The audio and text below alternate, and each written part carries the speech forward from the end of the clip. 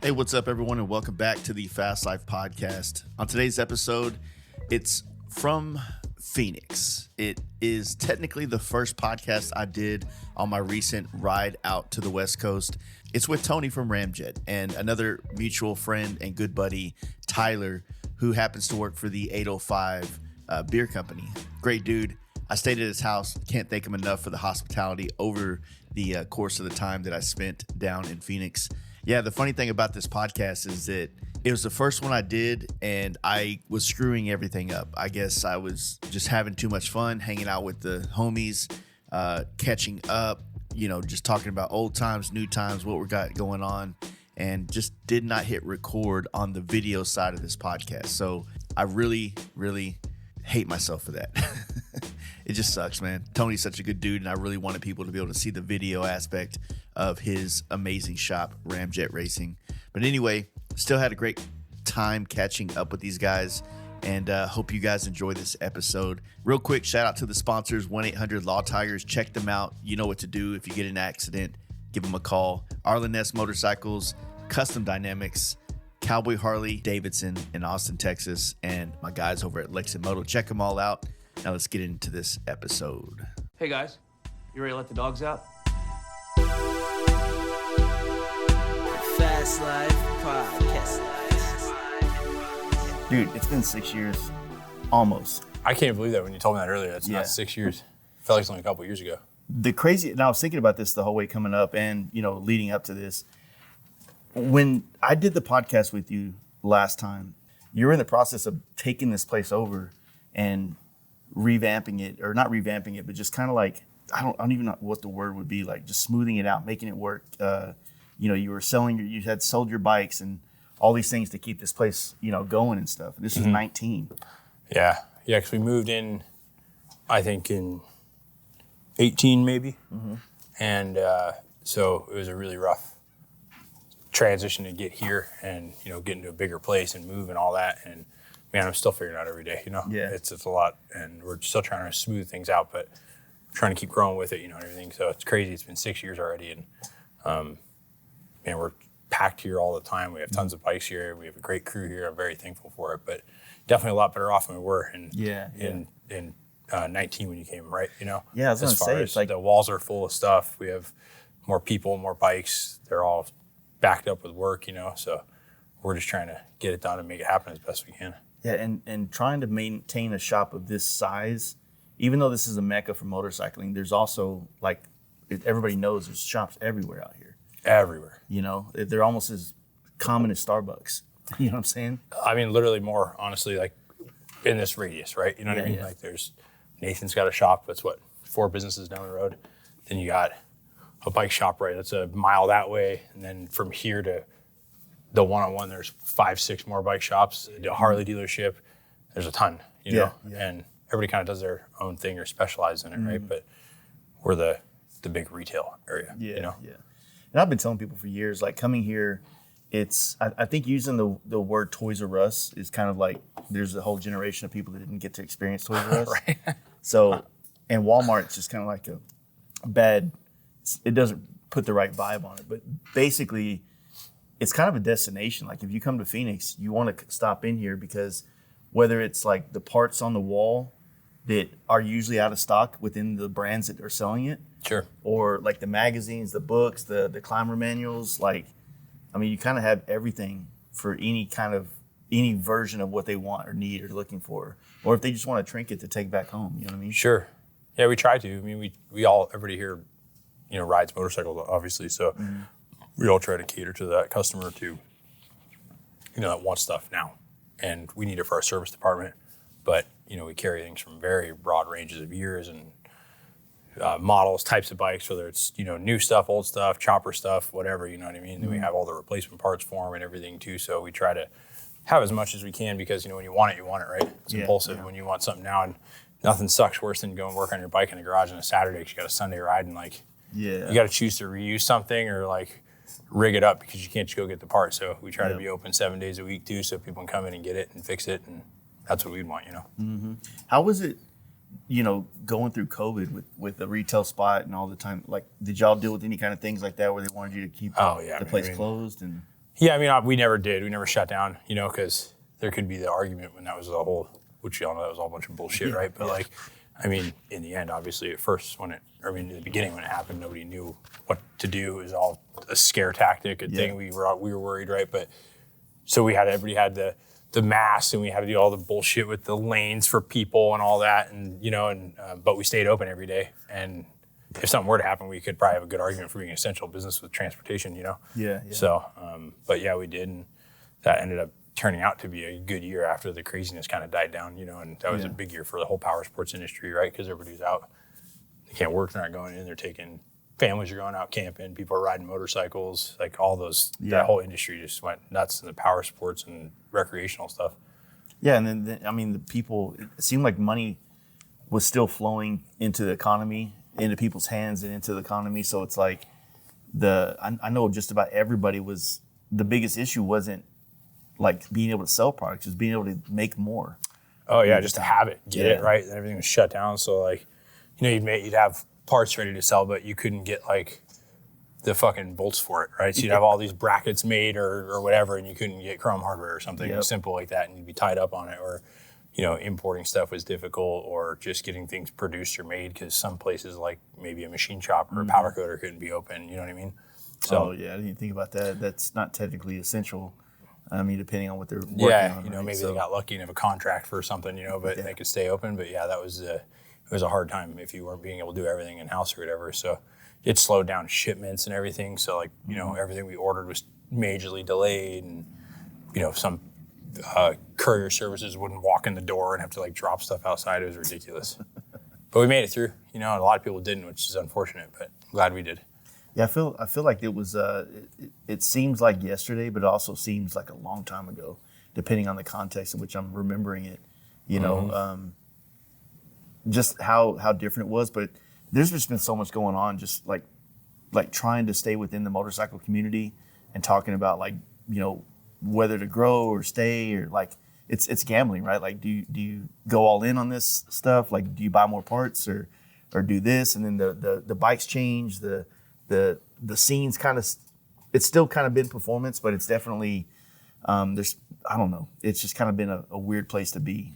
Definitely hard in the retail, because you got to have it, sell it, right? So you got to buy it, you got to have it, and you got to manage it. It's more stuff, more people to put it away, order it, sell it, stock it, whatever. But, it's, like I said, luckily this is a very, very flooded motorcycle community. There's tons of people out here riding. And a lot of our customer base are the shops too, and people working their own stuff. So we always have that. We might not have the people walking in if times are rough buying like new shiny stuff on the wall, but we're constantly selling brake pads and carb rebuild kits and fuel pumps and batteries and stuff like that, because our customer base are people that work on their own stuff a lot, and then or they have us do it obviously in the back in our service department, and then we need the parts for that too. So it's kind of a blessing in that area. But we got to have it, So it's scary when times get weird and economies have these shifts and changes happen, and Harley always has to keep you on your toes by making changing stuff every couple of years and stuff. And it's not as bad as some industries like moto or whatever. Every year the bikes are drastically different, but when it comes to the Harleys, every 5-6 years they got to make a new platform, and something changes, and you got to do all that. But keeps all the aftermarket companies fresh and everything too. Yeah. And I mean, it kind of helps regulate it too, because if they're not on their job making sure that they're all their the people making the stuff for them, distributing, manufacturing, like if they're not caught up with all their bills and stuff, and then new shit happens, they don't have the money to R&D for new twist grip sensors that now need new grips or whatever, like that's. Well, they got to keep people coming back too, because, after another 2-year warranty, how many people go back to the dealership? Unless they're the people that don't have the custom bikes or do a lot of modifications to them. So you got to keep people coming back for the warranty work. You got to keep people coming back to get maintenance work and your bolt-on stuff and your Screaming Eagle upgrades and things like that. So they got to make changes every so often to keep them relevant. Yeah. How has it been for you? Because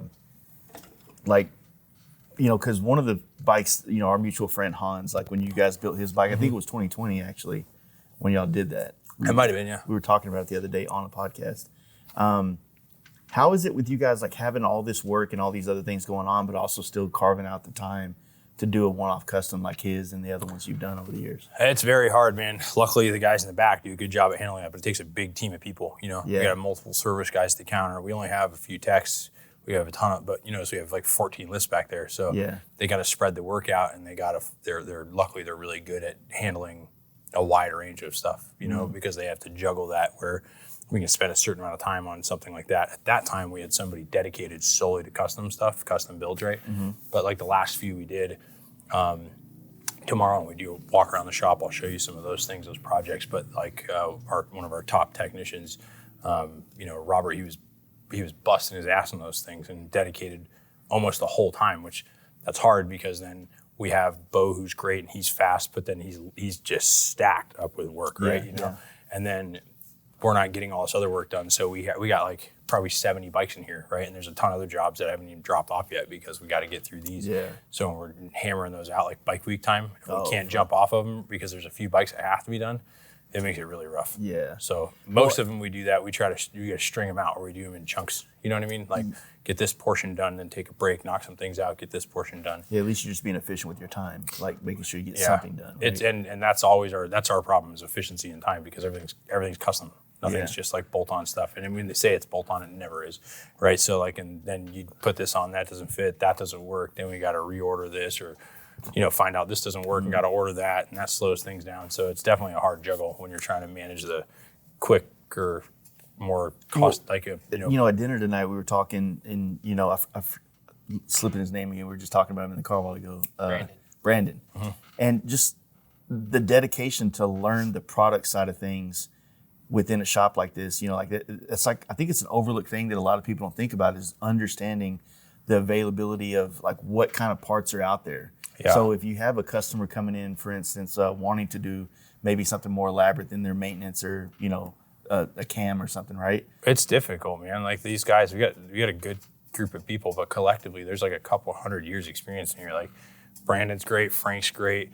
The new guys you met tonight, Jesse and Steven, are great. Jerry's obviously a wealth of knowledge. Our service guys, our guys at the counter, JD, our service manager, Dave Chase does our parts to service. He's got 20 plus years experience, and Brandon's excellent. And all these guys, they got a guy that walks in and he just wants brake pads. The next guy asked about doing a twin cam FXR conversion. The next guy's got a big dog, and you got to know how to navigate through an old Primo Rivera book to get a belt drive part. And the next guy's got these fucking, fuel injection parts. The next guy wants to ask about dyno tuning or what cams to put in his bike. So you really got to be on your shit to do it. And it's difficult. And you're learning every single day. Yeah, I was going to say it's a good education, right? Because you're not going to get that in the school, right?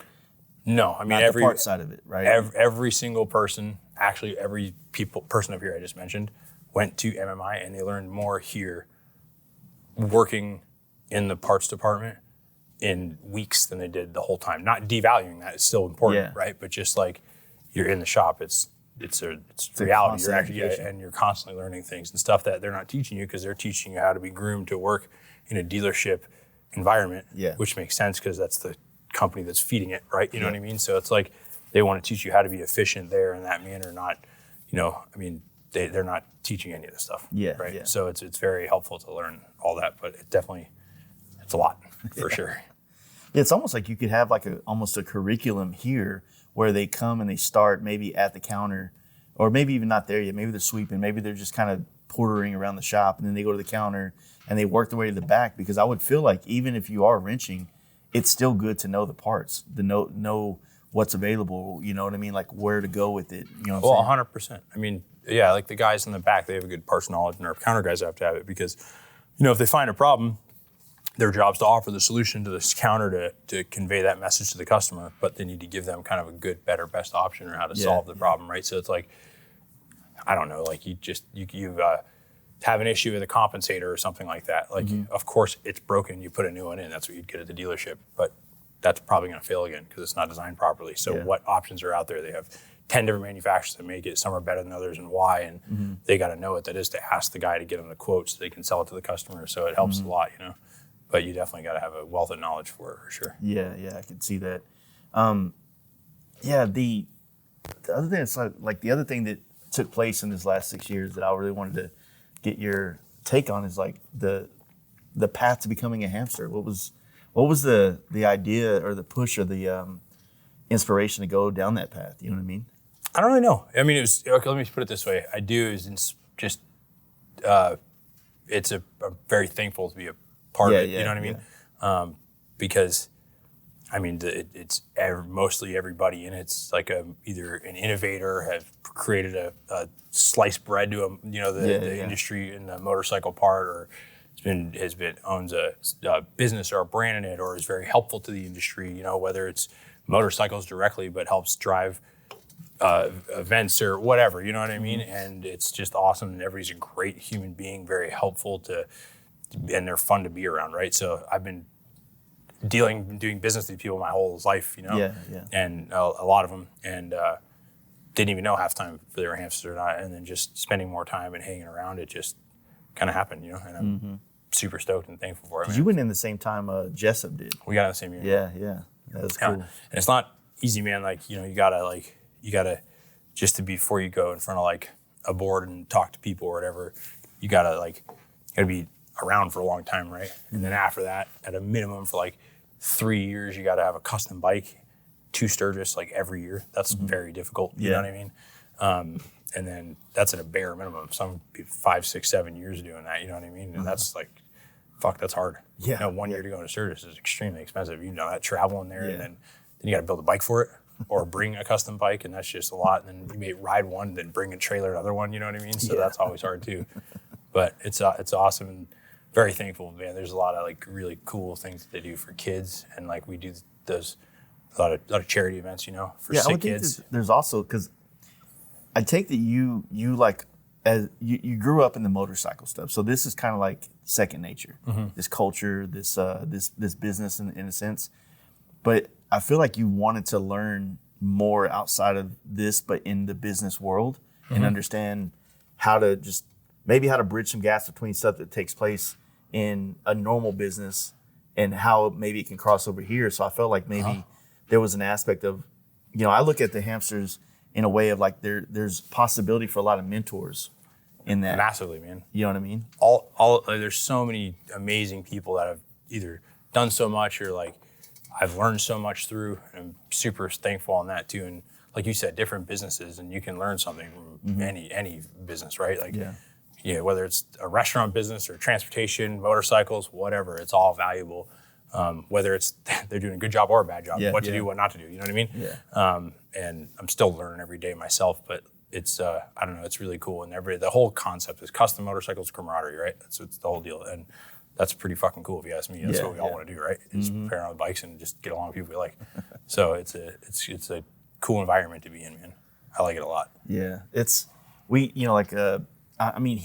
have like legendary ones that are living here, you know what I mean?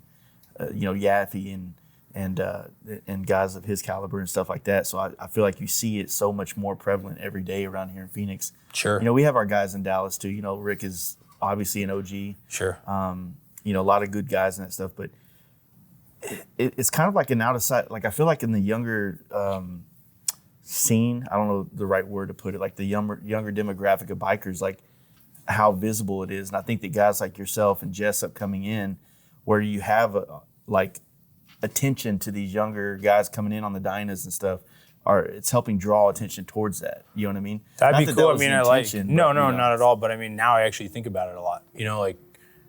It's I wish I could describe it better, but just like going and spending time with and seeing things, and like, going to like Hall of Fame breakfasts and watching like people like Trask or Bob and Christine LePera get inducted, and hearing the stories and things they did, like and like really appreciating the industry and where things came from.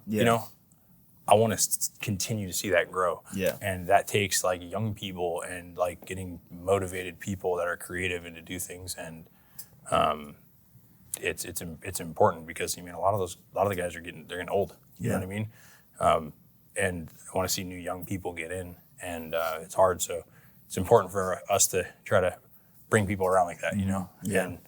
And it's, but like I said, it's difficult, with the custom bikes and all that stuff. It's not easy to do, but hopefully that can start happening and keep it moving. Because how sad would it be to see something like that people like Ed Kerr and Donnie Smith and Dave Perowitz and Arlen S. started, a small group of guys and a few others that were the original ones, like 1978, and that just wither away because people, unfortunately get older, they pass on, you know what I mean? Yeah. And then it doesn't continue.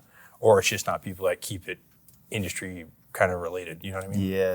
And I'd like to see that keep moving forward. So Yeah, there's some good people, I think, going in front of the board this year that I think will help bring a lot of value. So hopefully in a few years we'll see that go somewhere good. Yeah, that's awesome. Yeah, I've seen it kind of take some shape over the last couple of years, and new people getting in and things like that. And you know, it's kind of to your point. It's you don't want to see this industry kind of like crumble on like our watch or our time, right? You know, No, absolutely not. That'd be horrible. Yeah. I want to see my we do kid. I have want to see my kid go and thrive in it years down the road. The cards are stacked against us right now, I but know, it's like, right? Yeah, you know. for sure. But that's again, there's so much cool talent and things like that. Yeah. Out, like, you know, and it's the past couple of years. It's really been a focus. Like doing Sturgis, the Spirit and Spearfish, the Holiday Inn. Like that's the best bike show by far in Sturgis. Just that it's not even bikes, just people hanging out. But like every magazine cover, well, not every, but like almost every bike there has been on a magazine cover, been on a drag book, or you know, been somewhere where it's well known and seen, and it's cool to see all that. And then old ones from like 20, 30 years ago are still out there, and they're being ridden, you know, which is really cool to see. So I want to see that keep happening because there's so many bitchin' bikes and so many talented people out, and it'd be nice to see that keep going, you know. Yeah, I like to go out there and eat at that. Was it the Lucky 13 bar or something like that? Yeah, I love that place. And after 7 days, though, man, I'm super burnt and Lucky 13 until next year, you know. I pretty much spend most of the time in Spearfish when I'm in Sturgis, other than going to like events and stuff like that. But, you know, I rent a house around the corner there, so I don't have to be stuck at like the hotel or whatever.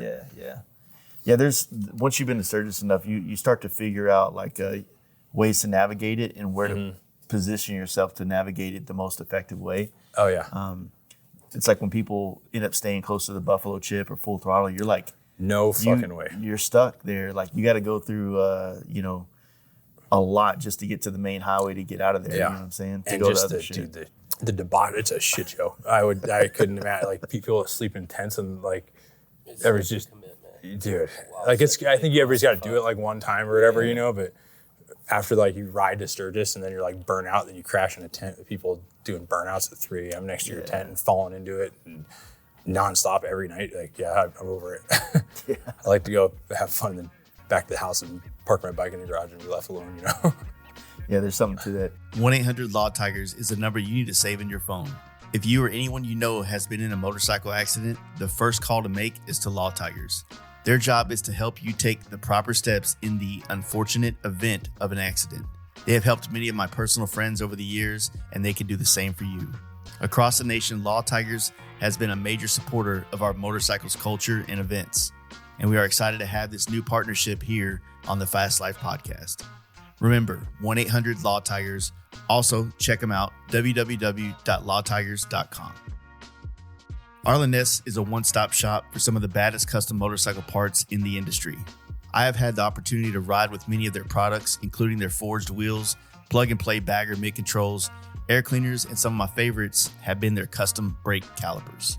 From my bagger to Lowrider ST and now my FXR chopper, Ness has me covered with high-quality parts and accessories to keep me performing and looking badass. If you head on over to www.arlenness.com and enter the code FASTLIFE10, you'll save 10% on your purchase. For decades, the Ness family has pushed custom motorcycle culture through innovation and style. So hit the link in the description and check out their vast product catalog to start building your dream motorcycle. You've been to Sturgis, right? Oh, yeah. Yeah, so what's your kind of go-to when you get out there? The Holiday Inn is a hard place to leave, man. It's just Like, chill. Dude, yeah, you get there and you're It's hard to explain unless you've been there, dude. Yeah. It's got kind of a view too, like you're kind of on the hill and you can see over. Yeah, it's on that top spot, like where the highway curves around in Spearfish. Like, it's a massive place. So there's this hundreds and hundreds of super killer bikes parked all out front. They let everybody do kind of whatever they want. The bar's open all night. They serve good. Food's good around there. There's place to go, like, you know, as far as like if you like Walmart, if you want to get stuff or whatever, if you're staying there for a long time, you know. And then if you want to cruise into Sturgis, it's what, 14 miles or 10, 12 miles, something like that. So Close enough. but then you can get the hell out of there when like you're over it, you know what I mean? Yeah, So- there's a beeline right to Deadwood from there, so you can get there pretty easily.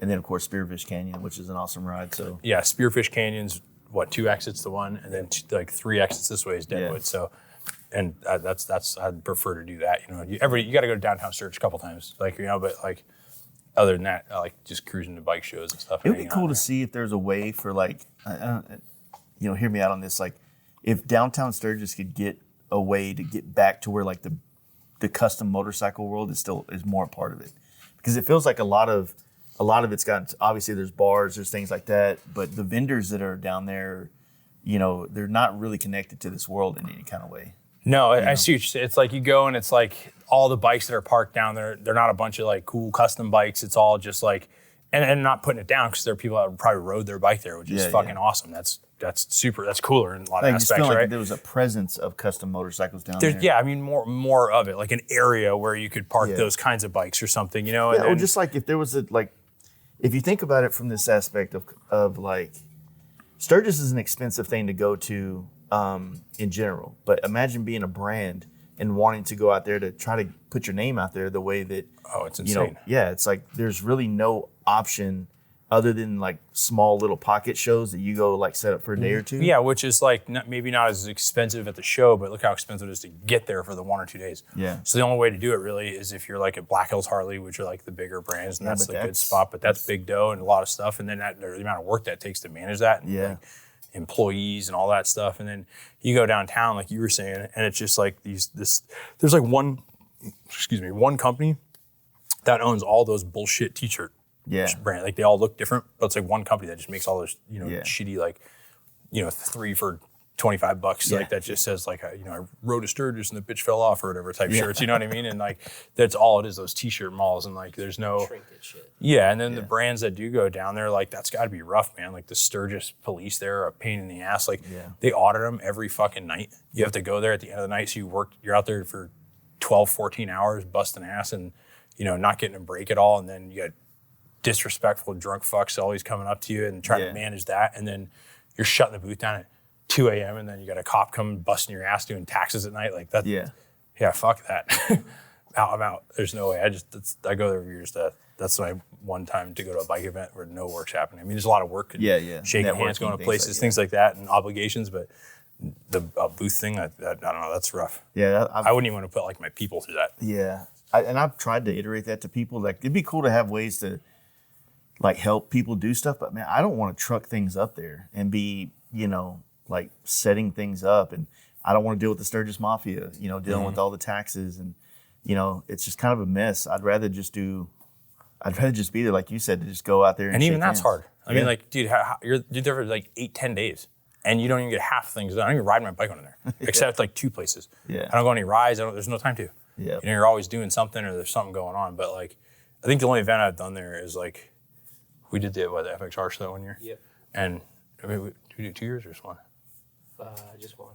And but that's like, we had the van going up with bikes and a trailer anyway, so it's like we threw one pop-up, a table, and like a couple bins of shirts and hats and some stickers and stuff like that. So it was a 1-day event, not a big deal, and that's my favorite event there anyways. I'm there all day, so it's like that's not a big deal. I love that show. I mean, I love that event. That's the best one. The people are rad.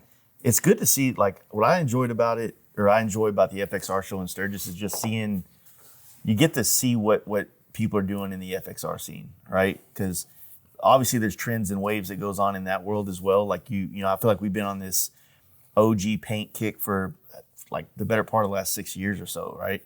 But I mean, it's I don't know if it'll ever go away though. Yeah, 100%. But it's like it's coming off the back of like when it was paneled out paint jobs, right? So it's kind of like the opposite spectrum of it.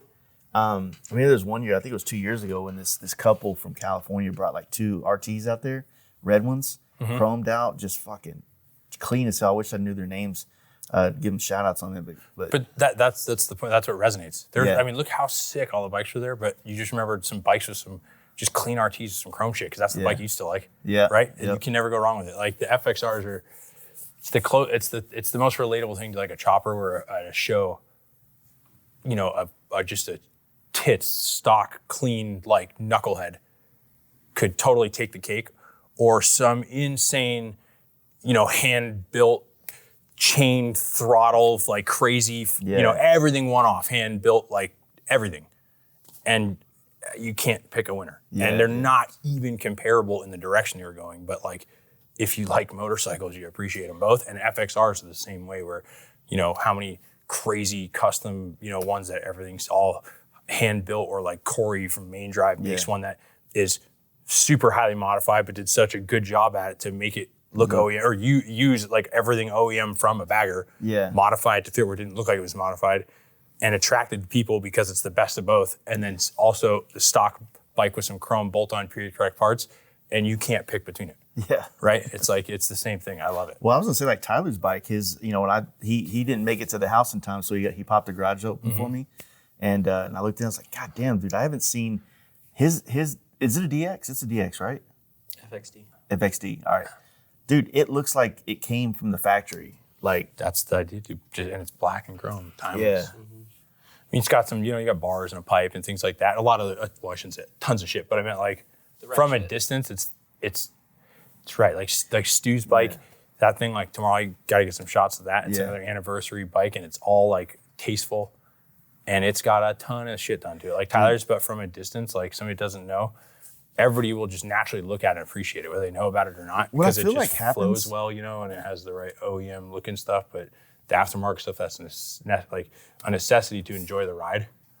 my buddy Rennie from Easy Rider Cycles right now, he has the Lowrider Anniversary, the gray and darkish blue gray with a red pinstripe on it, and it's fucking so cherry. And it's going against everything in my nature because I'm a painter. And so like I kind of want one of these kind of, you know, very mild bikes, but I got to find a way to kind of make it custom, but still have that factory look. And cause I'm really drawn to it right now. And, you know, I was telling you said you got rid of every bike with injection and gauges, right? Yeah. So like, yeah, case in point, look how sick your bikes were before and how modified they were. And they got carbureted stock paint bikes and you're a painter. Well, it's just like, there's something, when you see if his bike pulled up to our bike night, I feel like the people that are going to be like, maybe the word attracted to it's the wrong way, but drawn to it are the ones that know.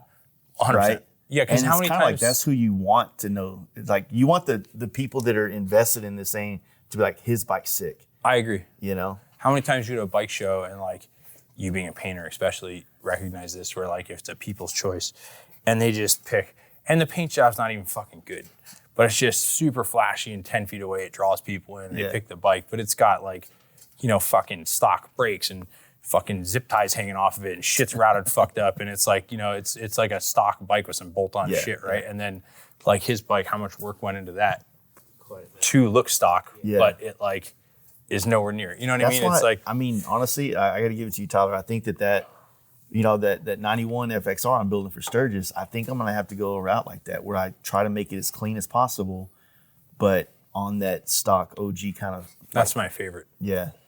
I do want to find like maybe use a more, don't get me wrong, a black bike, you can never go wrong. But as a painter, I have to put some kind of color on it, but it has to be the right one or a version of one. And I've been wanting to. It's got to be tasteful for sure. What was that dude that he, I don't know what his name is, but it was super clean. It was an M8 FXR, but he flowed so good with it. It was he did that Concord purple color, but the typical, vert style paint with the two stripes and the vert decal. It was one that, damn, it was M8? Yeah, where was it? It's in the Bay Area, and it's the, I don't know, because there's a purple. Driving me crazy. It's like T-Sport fairing. It's got Olin's front end on it, but the one that I got in my phone is kind of like, you know, this kind of like my prototype one that I'm like in love with right now. I'll show it to you and you tell me if, I don't think it's an M8 though. Yeah. But this motherfucker's speaking to me right now.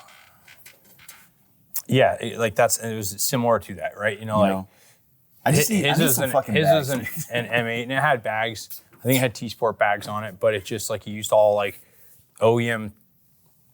It didn't go too far from the OEM appearance, but when you knew it, like how much work that went into that thing, and it was so clean. I wish I could remember the name. It was the Frisco Chopper Show, and he won. I think first place in the FXR, if I remember right. It was in that Japanese roller magazine. It was in there, but it's so clean, man. And it's just like, again, like if you didn't know, it would just look like a really nice, clean FXR. But it was like heavily modified and super functional, injected everything. It was just, but so tasteful, you know. And I like that a lot. Like that blue RT that we did for Paul, when this year, and then like I think it was maybe last year, the year before. Trask had a show out in Cave Creek, and like all the guys that built all kinds of bikes that had like super beautiful bikes, really talented, Nick and all those guys, and like Yappy was out there, MRI, Matt Risley. There was a bunch of great brands and good builders, and all of them like flocked to that bike. And it's got updated stuff, but it was with the period, right? Like so we still use like late model brakes and stuff like that, and better suspension internals, but still kept at 39 and used, like Lindell rotors and PM brakes, but kept like an OEM style wheel, and then used like a stock cassette player, but put like late model bagger hand controls to use the NOS cassette player and things like that. You upgrade the things that are kind of annoying. Like old hand controls are pretty clunky. Oh, I hate the 82 to 95 ones on FXRs. I hate them. Yeah. And like the old master cylinders look like shit too. So it's like when you get a couple new things in that space, it just makes it a lot cleaner. Sure. Yeah, I think I do like 96 and up controls on like every FXR, unless I'm doing like, like Behringer or Reba Feeney or something like that. But they're round, they're clean, they're nice, and that OEM look and the function, it's just nice and it works. That's what I like doing that. Just updating the old stuff, because Harley-Davidson's tomorrow's price is yesterday's technology, and then you have that frame that's so good. But, we're talking yesterday's technology now, 40 years ago, So it's like, it's just archaic shit, So updating that, just doing like little newer stuff and putting like the best era of Harley's components on one is my favorite way to do them. Yeah, they're functional. They look good. That's why we make like our caliper brackets, because there's obviously better quality brakes if you go to like something like a killer radial brake, but an OEM bagger Brembo brake just looks good, and it still has a Harley logo on it. It looks like a Harley part, so you don't veer so far off from that path, but you can upgrade it. That's the idea. And those brakes are actually pretty damn good. They're fucking great, and it's just I like doing that. If you're gonna do an FXR though, you got to go like one direction. Like, you can't put like, a super killer billet swing arm on it and then run like everything else like kind of in the old FXR period. If you're gonna go that route, just go for it. Yeah. Throw a twin camber on M8 and turbo it. Inverted front end, go all out. If you're gonna keep it that OEM look, upgrade stuff so it's functional to ride, and get rid of your shitty single piston brakes, but make it, operate well, but still keep that same the heritage to it. Because I want to keep, because I have a dual disc front end, which I've honestly almost never keep them dual disc. I usually go single disc so I can show the wheel off. I'm trying to turn over new leaves here, right? So, but I have the older style brakes, and I want to say that like PM made a direct bolt-on caliper.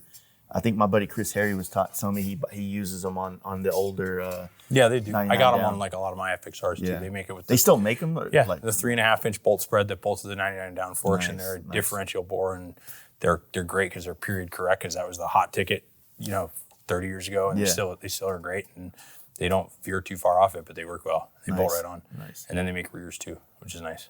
Yeah, because I was actually looking at your rear bracket that runs like a newer bagger brake. But I don't know. I kind of want to go that route, but at the same time, I do want to do the PMs on the front. So I got to see what. If you're gonna do PMs in the front, you got it in the back. That's what I'm saying. Yeah. Like when people don't match the calipers, or like it's like having a killer paint job and running a different color fairing or something. You know what I mean? I can't stand that. You got to make a match. It's an afterthought. Like, I'm saving up for the rear caliper right now. Yeah, it's like when you on people put an aluminum swing arm on an FXR and they have the brake tab with the linkage. God, I can't stand that. It looks like you forgot to do it, and you're like, oh. Shit, I forgot to put a brake on it, so you weld a tab to it and run a linkage and hang the thing on the bottom. It drives me nuts. Yeah, it's pretty tacky.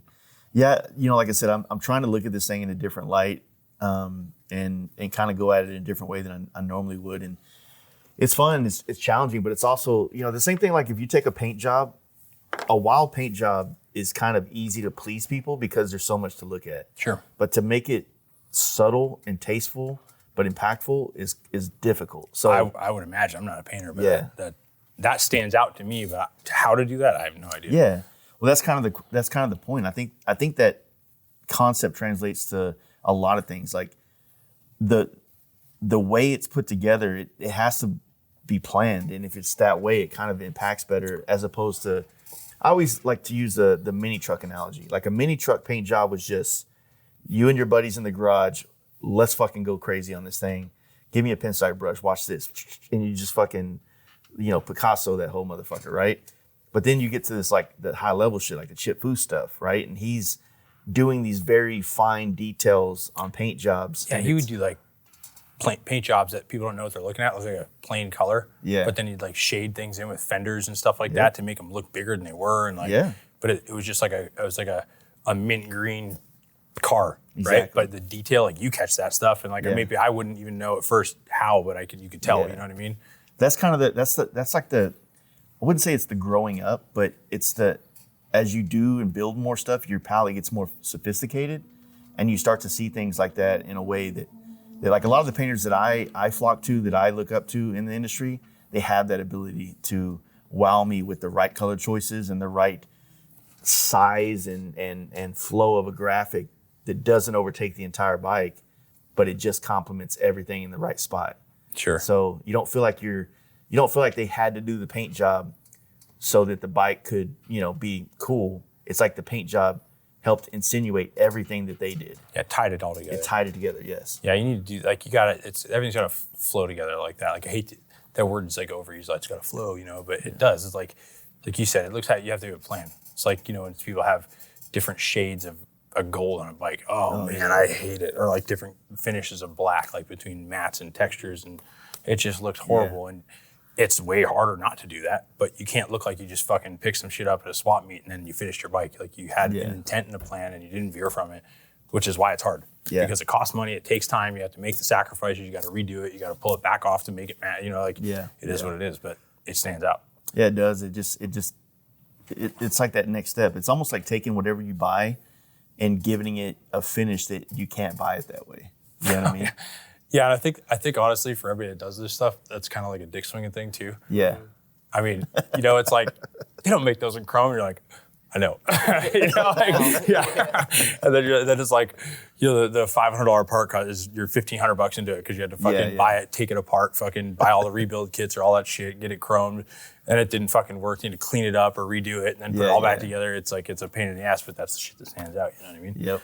Like we had that Ryan's bike, that red one, and Robert did. That bike turned out great, and it's not even finished yet, and it's gonna be way sicker. And that bike's great, but like, man, how many times we took things on and off that bike because like something wasn't the right finish or color.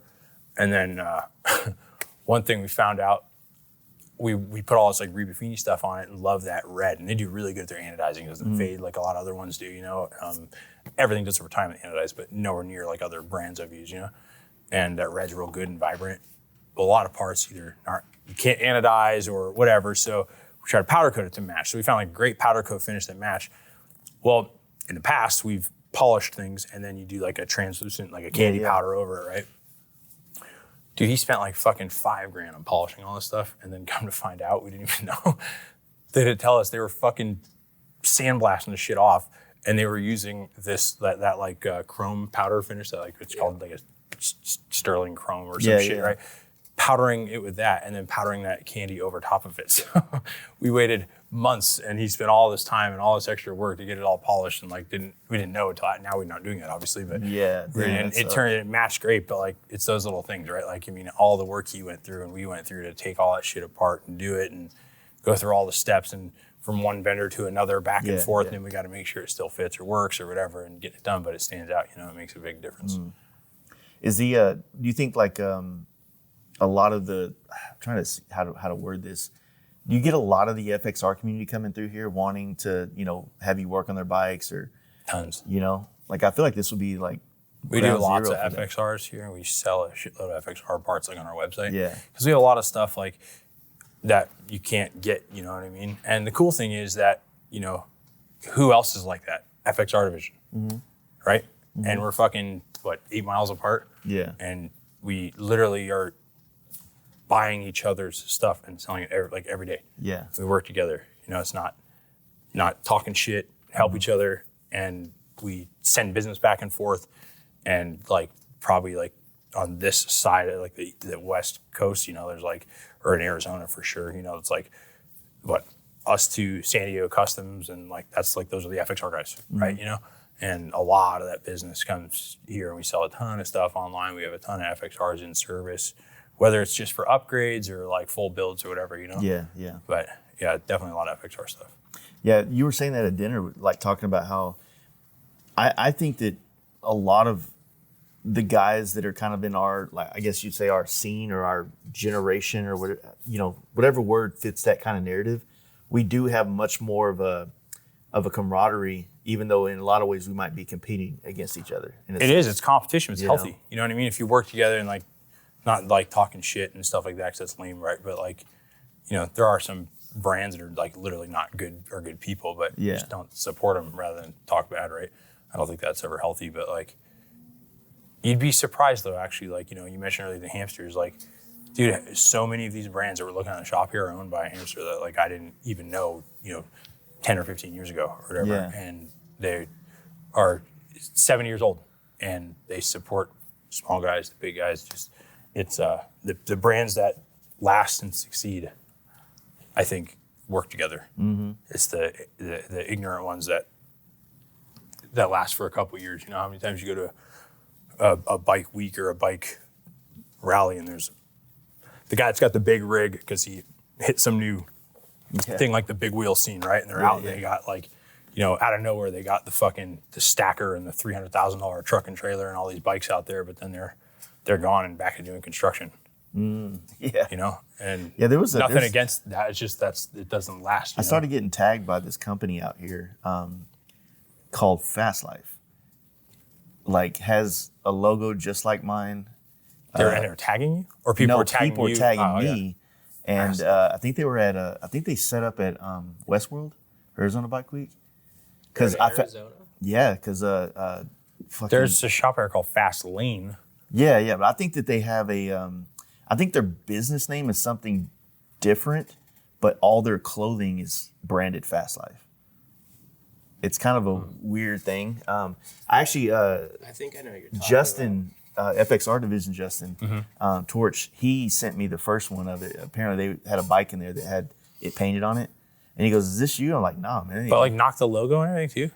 I mean, or close enough. Not to the T, but damn near. I think I saw one of their flannels. It's like fast and then a bolt. And then life, yeah. And I was like... Yeah, which is very similar. I mean, just layouts different, but yeah, wow. Yeah, it was kind of weird. But I mean, it is what it is. I mean, it's kind of flattering, but at the same time, it's like... The reason like you kind of want to nip those things in the bud is because you don't want people to think that that's you, and if they start being a fucking for sure that sucks. Yeah, if like you like it's you don't want somebody like I get that for sure. You don't want them doing something lame and then they're like, I mean that bike that paint job sucks. He's going downhill. Yeah, I would get a lot of us painters got this problem is that people will go and take all our photos and then start a page like they're selling our paint jobs, and then they'll work the deals out. Hey, yeah, because that's their portfolio. Yeah, yeah. And then that's crazy. And then dudes will be like, "Hey, man, you see this guy? He's saying is this you?" I'm like, "Nah, man, it ain't me." I'm like, what am I gonna do? Like, I'm gonna go chase these guys down and shit. It's like, they're not technically stealing anything from me, other than like, my intellectual property and all that stuff. But like, that's I'm not stealing my. I mean, they're not stealing. Like, they're not costing me money. They're just like, they're fucking people over, and it's doing it with my face and my sure my products. We had that happen with somebody recently on like Brandon would be able to tell you better, but I think it was like he was dealing with calls at the counter all the time because somebody was using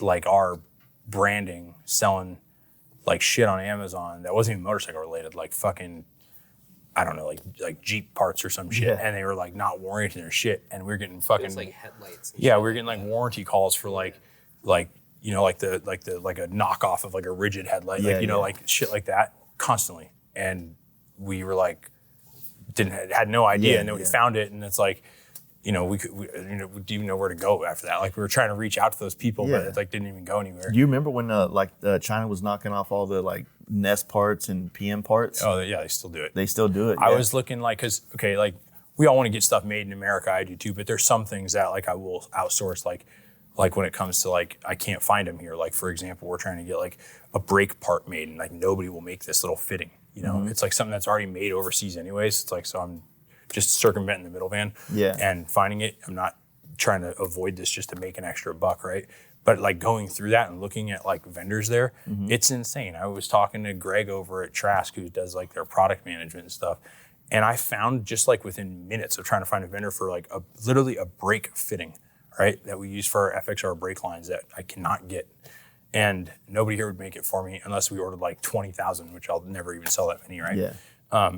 I found like 4 people using their photos of their swing arms, their checkmates, their power plates they come out with, which are great products, and they're made right there at Trask, not overseas. They're made like there, they're coated there, everything designed there, in-house, one building. And they were just knocking them, saying they could make it to obviously get you in the door. And so I sent them all those things, but it's like it happens everywhere, man. Yeah, it's like if they can sell enough things up front and get enough money in, it's like just say like 4 weeks of like sucking in money and then just shut the door and then what are you gonna do? We got photos in time of like there was a company in Yokohama at the Moon Eye show, and they set up like a booth, this Japanese company, and they literally took like 12 of our shirt logos and just changed like the text to whatever their name was, like the exact same thing. That's crazy for somebody in Japan to do something like that. Their culture's so much like right. And it killed it. I'm assuming they probably sold a ton of shit, right? Because it was like aligned with what they're trying to emulate over here or whatever. But I don't know. It's just sketchy, man. Yeah, that's what's scary about getting into parts, man. That's, not that I was ever going to be a player in that, but, every time I would have an idea of something, I was like, man, I just don't know if I want to deal with all the, It's a lot. Lo and behold, it actually works. And that's one thing about like a lot of the products you make for like the FXR stuff is because it kind of solves a problem. It solves the problem of putting newer brakes on older fork legs, or, a newer brake on a rear swing arm. That, getting rid of those single piston calipers, or the twin cam conversion kits, and like all these type of things kind of help solve a problem within a niche that is kind of overlooked in a sense. You know what I mean? Yeah, and that's the idea. I mean, like, and then it's important to like, I don't know, there's just like things that there's a code of ethics that are involved too.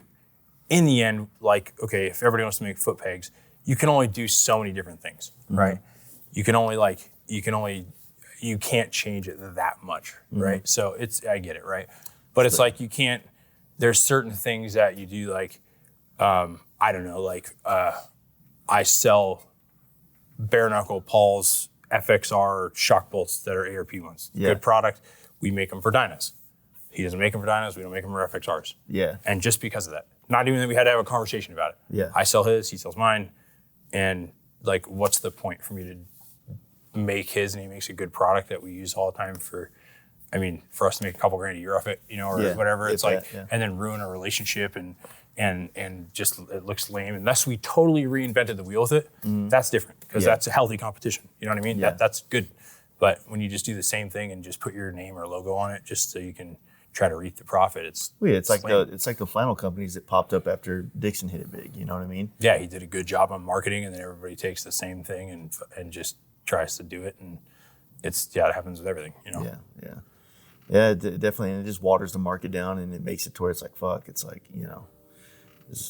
everybody. It's like I guess it's just vultures coming to eat a little bit of what's left on the bone. You know what I mean? As you all know, off-road lighting has become a huge deal in the motorcycle scene. But as those trends rise, so has enforcement of DOT regulations. You don't want to be stuck out on hundreds, if not thousands of dollars in lighting that will get you pulled over, fined, and possibly have your motorcycle impounded. Custom Dynamics has the solution with their Shark Demon headlight, which is designed for motorcycles and is available for all current Harley-Davidson models, as well as various sizes for custom applications, along with turn signals for the Road Glide applications, all DOT compliant and still offering that badass look and visibility you're after. Custom Dynamics has been providing custom lighting solutions to the motorcycle world for over 20 years. A small company and team based out of North Carolina, offering some of the best customer service in the industry. So check out their website at www.customdynamics.com and don't hesitate to hit the link in the description below and hit up the Custom Dynamics team with any questions regarding your bike's lighting upgrades. Located in South Austin, Cowboy Harley-Davidson has become a hub for killer events and provides a place for the motorcycle community to call home. Cowboy Harley has something for you every weekend of the month. On the first Saturday, they will host a cars and coffee style meet and hang. Then on the second Saturday, it's Ink and Iron, a local artist show where tattooers, painters, pinstripers, and all artists are welcome to come showcase their work and art. The third Saturday of each month features a bike show with a different bike category every month, offering a $500 gift card for the top prize. Finally, the fourth week of the month will have a Thursday night bike night. Check them out at www.cowboyharleyaustin.com and give them a follow on Instagram at cowboyhdaustin. For years, Lex and Moto has kept me entertained out on the open road with their Bluetooth headsets such as the G16 and the more recent Novus. But something we use in our household daily is the Lexan P5 Smart Tire Pump. It's powerful enough to air up our car and truck tires and can act as a power bank for my electronics on road trips. The pump has been an every trip carry for me for years now. Check it out at lexan-moto.com or hit the link in the description. You can also drop the Fast Life offer code to save yourself 15% on your order. And give my guys a follow on Instagram at lexan-moto. Yeah, and again, that's the people that don't last or people don't have respect for. Yeah. You know? Yep. There's definitely that. So, yeah, man, it's just weird. But like, it's interesting seeing how everything's kind of going. I've been kind of talking about this in the last couple of episodes. It feels like we've had like this big push with like performance baggers and the Softails and a lot of people have built them out. But I'm seeing more and more people seem like they want to go build an older bike now. Like maybe not a chopper, but like an old FXR or, a skinny tire, Dino, things like that. I'm seeing a lot more guys that I used to see building their next Road Glide are starting to kind of like go that way. Mm-hmm. Like, do you have any take on any of that or any kind of idea why? Yeah, I don't know. I just think that people that are into it are into it. And if you like motorcycles, like if you really like motorcycles, dude, how do you not like a sick chopper? And if you don't you're a chopper guy, but you see like a super bitchin' FXR, and like how do you not like it, or at least the quality it was done, right? Yeah. You know what I mean? You're into it still. The biggest thing I see is like if like chopper guys will be apprehensive to it, they won't ride something like that. Yeah. Like what was the deal? Like Oliver, how talented is that guy? Great guy. And he borrowed fucking one of John, also super talented dude from Metal Innovation Artery, like the super killer shit. Borrowed one of his road glides or whatever and rode the thing, and he was like, I intentionally didn't ride one of these things forever because I didn't want to be, and he's like, fuck, these are so awesome, you know what I mean? Like, once you do it, like, how would you not want to have, I think everybody in the end would like to have like a whole stable of motorcycles, like your choppers, your FXRs, your Dyna baggers, an old fucking, an old panhead with some bars down here like this and a spring seat, right? Like, I mean, you'd like to have them all, you know what I mean? Yep. So I think people that are into it, it's just hard to do all that. Yeah, I wonder if, maybe the people that did have a lot of money invested in one of the baggers and then seeing kind of like how when the new bikes kind of dropped, it kind of killed the value of a lot of the older, but the Rushmore series, Road Glides and stuff like that. Sure. It really killed that market, Well, yeah, like in a comparison to a Dyna, dude, like how many guys put 30, 40, 50, 60 grand into a Dyna? And then an M8 Softail came out and like a fucking... Dude, a stock Street Bob, handles 100 times better, and they're like 12 grand brand new. Yeah, and you can throw a cam in, it's probably got the same power. Yeah, it has 125, 130 horsepower, the cam, and then like, the pipe and a cam and an intake and a good tune, like they rip, Yeah. And they handle great, and the technology's better, and there's, it roached that market for sure. Certain ones, like, I think FXRs are never going to go out because they're unique enough, but baggers. That's what I think about the Dynas too, like the 99 to 05s, right? Mm-hmm. Maybe 04s, I don't know. 05 still had a skinny tire, right? Yep. Yeah, that was last year. So I feel like those things are becoming more rare. Oh, huge, dude. Huge. I mean, this has been trying to find a tank. How long did you fucking search for the right one that was clean and not all molested and fucked up, and because 90% of people that own it now are just fucking roaching them, doing burnouts and wheelies and fucking tank slapping and like just beating the shit out of them. One of my things is like, so I mean, we're close in age, but like early model Dynas are our generation's FXRs in a sense. Yeah. At least that's how I look at it. So, I mean, like Tony said, I looked high and low for a clean, unmolested, grandpa-owned early model for on and off for 3-4 years. And there's plenty of opportunity to buy this one for this price and this one for that price. But it's like to find something that lined up that was bone stock, low miles, great condition, grandpa owned for the right price, it's pretty hard to get like all 5 of those things to line up. Yeah. Because you can find one all day that's $5,000, but it's got 60,000 miles on it, and it's in a shitty part of town. Right. And it's fucking And or it's in the Midwest and you think it looks good and it comes back and things like, or it's like in Texas and things oxidize as fuck and you got to redo everything, right? You know, That's that one of my RT that I bought out of Florida, dude. It was like, I bought it sight unseen. Coast bikes, I'm out And unless I go see it. Drove out there to pick it up, and when I did, it's like it had all the parts, like all the fairing lowers, bags, everything, good condition, but the motor, the frame, like it's all got this like film oxidized. Yeah, that shit they put on top of the raw parts or whatever, it starts peeling off. Dude, And like, it's yeah, so it's bad. Yeah. That Arizona is a great spot to buy bikes because it's dry here, not a lot of fucking humidity, and there's no, there's not the salty seawater or the Gulf or the coast or whatever. So, but I mean, like out here, dude, a clean dyno like that, it's like, it's insane. They literally sell, like, I had a fucking street bob in here with like, I don't know, like I think it had like a couple thousand miles on it, and it was like a 22 or 3, and I couldn't give it away for $8,000. And just a clean Super Glide that has under 10,000 miles, that's not been fucked up, and it's just bone stock. They're $7,500, like in a heartbeat. You know what I mean? Yeah. And it's crazy. And like you said, a tank, Yep. fucking a center fill dyno tank, or they're hard to easy find. $1,000, like, and you can't find them at all.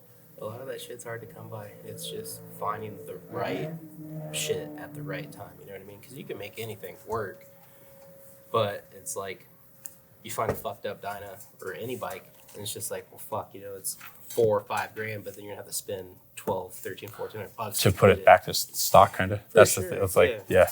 Unlike a bagger, it's like, who cares if the fender's fucked up because you want to put a carbon fiber one on it. You know what I mean? Or something like that. When you get the FXR, the dyno, you want to keep it looking that way. Going back to like what Jay said, like how like the resurgence of like these early bikes are starting to come around. Like I came off an 11 Street Glide, and like I spent a fucking fortune to get that thing to be high speed touring performance bag or whatever the fuck you want to call it. But it got to a point where I was on these trips or these rides, and I'd have like these weird electrical gremlins, and that's the one thing I don't fuck with. Like I'm pretty mechanically savvy, but I don't fuck with like motor shit and electrical because I know my limits, and I don't trust myself to do certain shit, right? So I had this bagger, and it was like I would chase this electrical gremlin or this fucking ignition problem or this ECU problem, and it got to the point where it's like, dude, give me a fucking carbureted bike with 8 wires and a fucking start button, and like let's just go ride. Yeah, it is nice. Something breaks, you can make shit work on the side of the road. Yeah. If you break a throttle cable, you can somehow make it work. You can grab the thing and pull with your hand, like your twist grip sensor, you're burnt, Yeah, that's what I was trying to, I did this trip last summer where I was on my FXR for the whole summer, and I got to Sturgis, and I was riding my buddy's, I went to the gas station on my buddy's CVO, the 23 CVO, and I'm used to the resistance of the throttle cables and all this stuff, and this bike is just like, you get in a car when you got to feel the brakes out for a minute to see? Yeah, like when your dad drives your new truck, and he's like, and he just freaks out because the brakes are all touchy, But there's something, and not to try to like wax poetically about, old bikes is where it's at, but even like riding out here from Dallas, there's something about being on a carburetor, throttle cables. I don't have, some information would be nice, maybe like voltage or, oil pressure gauge or something like that. Gas, but gas helps, especially in an FXR. But just don't go over like 120 miles. Every other for the most part, like I know what I love about riding an old bike is I'm not given too much information that's really not that important. Tire pressure sensors on motorcycles. Like you're kind of more lights. responsible for feeling the bike and paying attention to things. It makes it more of an experience. That's a good way to put it. You're not blasting your fucking $3,000 stereo system. Yeah, it's nice because you're doing it, 120 miles an hour one hand, and fucking your grips are warm and shit like that or whatever. But you definitely are more in. You're just feeling. It's more of an experience for sure. That's a good point. I've never really thought about it like that. Yeah. You know what I mean? Yeah. And like the newer bikes, it always made me like super hyper aware of like, why does this feel different? Why is my, at 3,000 RPM, is there a dead zone? You know what I mean? It's just like, there's so many more unknowns, and the bikes are awesome, right? And every bike is going to have its fucking issues. But for me, it was like I was always hyper aware, which causes like anxiety of like, is this thing about to blow up? Like, what is the fucking problem? Am I going to get to where I need to go? Yeah. Like, so on and so forth. And you still get that with fucking carbureted bikes with fucking, cables.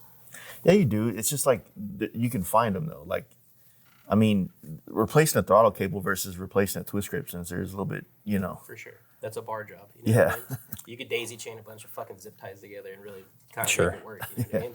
Yeah, if your cable breaks, you can. It's got too much throw. You can, pull it through and tie a knot in the end of it or some shit, and make it work. But you can't. You're not doing that. Well, with the newer it stuff. just, for me, like traveling on these bikes, it just kind of makes me more in tune with everything else, and I'm less. I feel the bike, I hear it, and I can smell it. Obviously, if something, but for the most part, like I'm really just taking in everything and all that. So it's like I said, it's not giving me. I'm not going to say that new bikes are giving you useless information. I just think it's giving you too much information, which makes you more.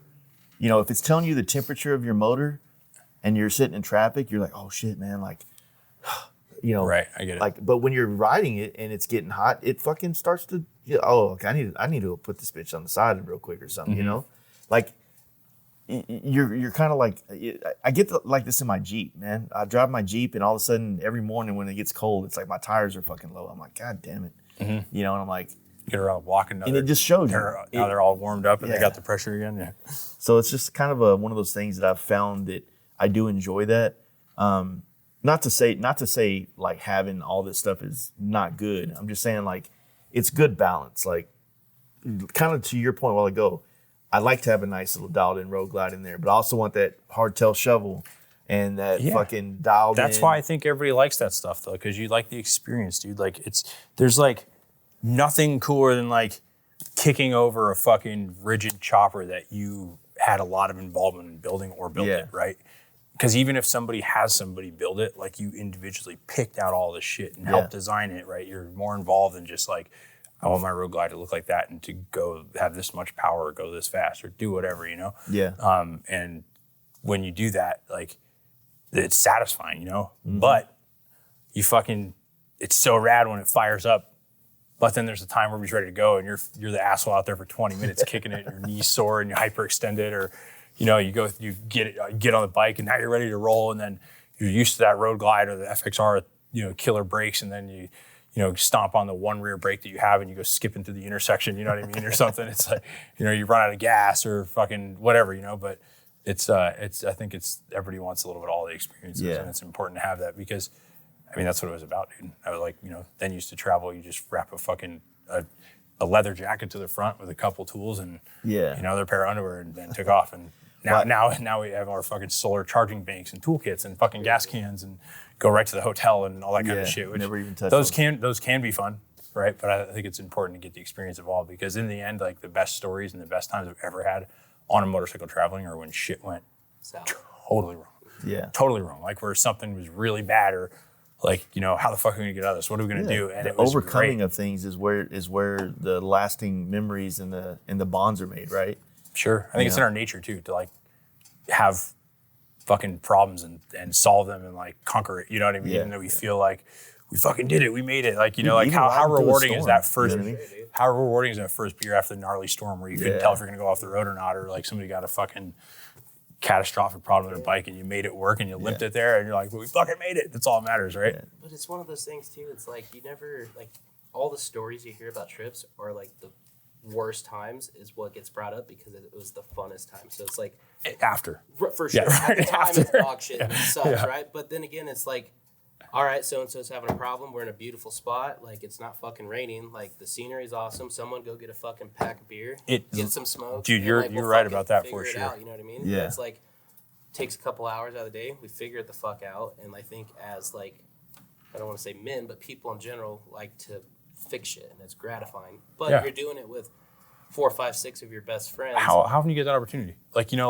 we're always on the go, on the gas, like interruptions on your phone, doing this and that. And like, dude, going like to Sturgis every year if we have an issue, it's beautiful. Like we're out in the middle of nowhere, and it's like, when are we even going to enjoy that? And we're just sitting on the side of the road, like you said, and somebody got a case of beer and some fucking tools in an AutoZone that's 40 miles away. Yeah. And you make it work, and that was probably the highlight of it. And you get to Sturgis, and it's like, that's where you want to go. And like, I would just rather just go back to the fucking side of the road in the desert. You know what I mean? For sure. Yeah, and that also goes like kind of hand in hand. You know, we had our camp out for many years, and Oh, you guys stopped doing that, right? yeah, and it's not because of this, but in light of this, it kind of helped want to shut it down. Like, what was awesome about it was the fact that everybody was riding there. I mean, we lived close and we were bringing shit, so sometimes some of the guys would drive up, but it was for the people that were riding from different parts of the country, right?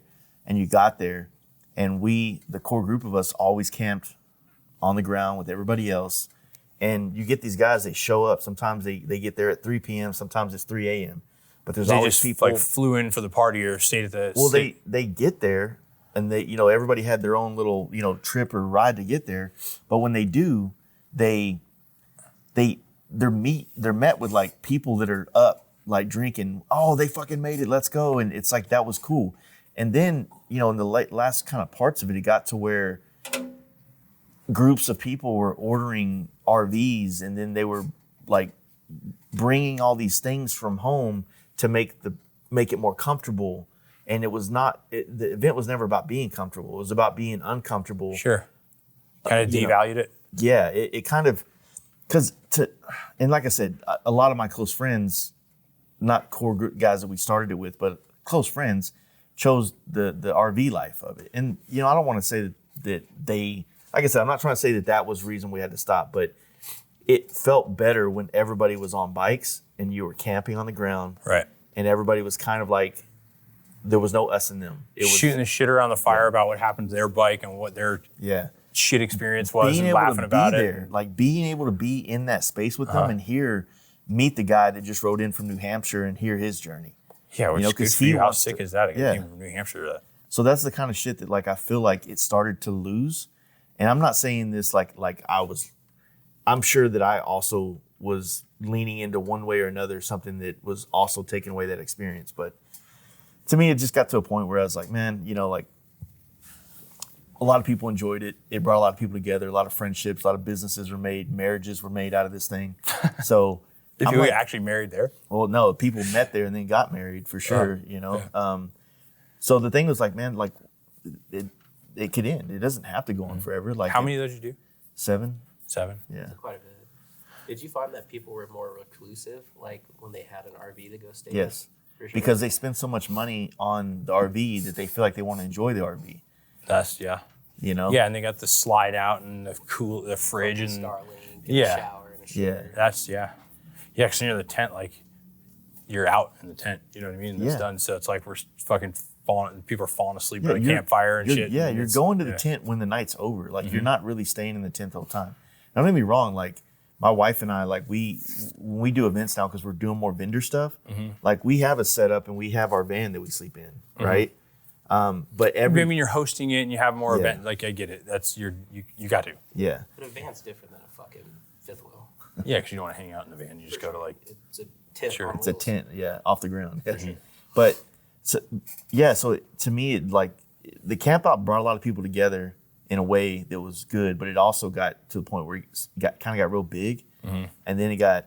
Probably harder to manage too and everything. I mean, yeah, definitely, but it was like I said, it was just kind of, and I noticed this in a lot of people is that like you can do Sturgis cheap, like you said, the campgrounds. You do maybe, hopefully nobody will do a burnout into your tent, you know what I mean?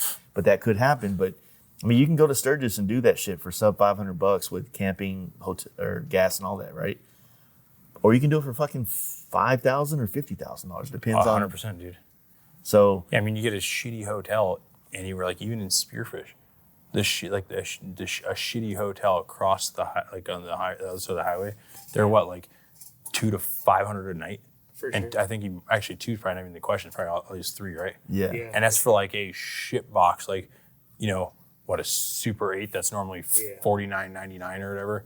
And there's like no amenity. There's nothing even around it. There's nothing in the parking lot for you to do. It's just like you're just paying for it, Yeah. And then you have the select people that like go 45 minutes in the other direction to Rapid City, and then save Yeah, Also- because there's a lot more options and stuff. Yeah. Yeah, and it's not really. I mean, it's Sturgis, but it's not Sturgis proper. You know what Yeah. I mean? Yeah, I just feel like there's ways of doing a lot of these things, and right now, Born Free Texas is kind of like that still, where you can go out there and do it on the cheap, or you can order an RV and you're not going to want to leave it because Or they you've have got those big $1,500 houses you can rent or whatever. Yeah, right? I mean, if you get the houses there are kind of like in the mix, so it's kind of like the ideal thing if you want to. Yeah, you hang out on the porch, Yeah. and like, that would be rad. I'd prefer to do that, just because then you're still there, not like you have people over and you're still like you can be on the patio and open it up to the. Well, I always tell the guys that come there and then they go get an Airbnb like somewhere else. I'm like, dude, like there's a whole separate part of Born Free that takes place when the sun goes down. It's not like Born Free Cali where you got to get out at 5 p.m. Yeah, unless you're a vendor, like you're like, Yeah. you know, So Born Free Texas is kind of like, you know what's weird is that forever people that's only done Cali would be like, hey man, so what's Born Free Texas like? I'm like, nothing like Cali. And then now I have people that have only done Texas that now want to see what California is like. I'm like, look, it's not like Texas. And you just want to preface that so that like they kind of like have their expectations in the right spot, you know? I think Born Free California. I haven't even done the Texas one, but I could already see what you're talking about. Like California one, if you're not like the person like you said that's just coming in for the event to like have a good time, you're like there is a lot of amazing motorcycles out there, a lot of talent, and if you're really into that, there's a lot of good shit for you to look at, a lot of good people to see, things like that. But there's definitely a lot of people that go and they're just like, you know, the people that put their kit on, their costume for the weekend. Yeah, to like, yeah. you know, it's like the chicks with the big fucking hats and the fucking guys that, you know, threw their little get up on, they drove there in their Honda Civic and shit like Yeah. that. You know what I mean? That happens a ton there, right? But there's a lot of cool shit. I could just definitely see it being a totally different environment, like people not camping and hanging out. Yeah. You know, and because that place in Texas, it's got a shitload of land to it, right? Oh yeah, it's massive. 180 acres or something. Yeah, that's crazy like big. that. Yeah. I mean, Endless. it is pretty much, and And it looks small when you see photos of it, you know. But I bet some of that. I mean, yeah. it's obviously probably way smaller than California, but like it's good to in have a comparison, pit bike though. or a golf cart. I think you had the golf cart, right? Dude, Yeah, that would be the We business. drove the van around. Yeah, the van. It's That's big, right. yeah. Yeah, dude, it's like, well, it's like Jace is over here on the other side of the bowl, which is, you know, maybe like a quarter mile away, but you can't drive the fucking van in In a the- direct line, yeah. so you got to go all the way around. And Yeah. it's huge, dude. Like, California is an awesome show, but it's literally a bike show with vendors. There's a set time frame. There's set days. Texas, I think that's the thing. It's a bike show. That's an event to. Yeah. I'm trying to think of say this. It It's like is, it's like yeah. I'm not saying the word camp out, but it's like it's something that It's is the got that event for you to aspect, stay and yeah. go, not a bike show, Yeah. right? It's got more rally vibes than anything. Route. That's where route. It's Yeah, more of an you're there for days to stay there Yeah. and not just go for the show. And I mean, there's just some. I mean, it's a good event and it's cheap. It doesn't cost as much money. I mean, unless you want to make it cost money. Like I said, you can go and camp there. Yeah, in California, if you're not camping there, so like, dude, you get an Airbnb or a hotel near there. It's Yeah. you get through the roof. Gas And- prices in California, you know. I like I mean, I love them both, and I think that California offers something uniquely different that Texas doesn't have, but vice versa. Texas offers something that California can't have. So that's why I feel like it's a good event to do both. And, you know, the other thing is like Texas has got room to grow, and Mike and Grant are way more open-minded to what people want to do, you know, because they can say, yeah, they can greenlight you. Dude, I can't even imagine the shit they go through like that in California. Like they are so maxed out, and just the amount of people they got to deal with, and like bitching, complaining, setting stuff. People want to do whatever the fuck they want to do, not listening. Like the amount of people dealing with California's bullshit, the parks bullshit. Like, oh my god, that sounds. I couldn't even imagine. They got to be like they can't sleep for months. I bet. Yeah. That's got to be horrible. That's why they try to do as much promotion as they can for Born Free Texas prior to Born Free Cali, but they really don't want to confuse people with the two events because, you know, some people they don't read the comments or read the description or whatever. So they try to like focus on getting all the Born Free Cali stuff put out there on social media and focus on that, and then sprinkle a little Texas stuff. But as soon as California is over, it's all Texas. Yeah, sure. You know what I mean? And like I said, there's just a lot of opportunity to do things out there. I think people understood that too better. They'd probably get more people out from farther away knowing that they can be there for longer. Yeah. Because like in California, let's say if you come from here, most people go just for Saturday and then ride back Sunday morning. But if they could camp there, stay there and not blow another $1,000 on a place to stay, stay there and then fucking rip back on Monday, that would be great. And then people could bring their rig out with their trailer and then go ride around Texas a little bit, and I don't know. We do the pre-party in Dallas, so it's a lot of people. You do it at Rick's place. Right? Yeah. So we've done it there for every year since Born Free Texas started, and last year was the coldest year we've ever had at Born Free Texas, but it still did good numbers. A lot of people came out. We try to. I think that it's a good end of the year kind of event that most everywhere you can still ride. It's in October, right? Yeah, mid-October. So you can still kind of jump out and go ride there from most parts of the country, and not get stuck in 120-degree heat somewhere. Good camping weather. The piney woods of East Texas is kind of a acquired taste for certain people. When I was growing up, I hated it out there, but now I don't know what it is, my age or something. I kind of enjoy the roads out there now. It's just different. It's a different perspective. But it's got a vibe out there, man. There's good food. There's good people. There's literally something going on all night long. You know what I mean? Like, I don't know what time the bar shuts down, but then like our campsite turned into a party every night. And then I feel like 3 in the morning, 4, 5, 6 in the morning, and then there's a wooded area like right behind like the bar that it's just. Who knows what's going on? That's where all the crazy shit goes down, hiding in the woods.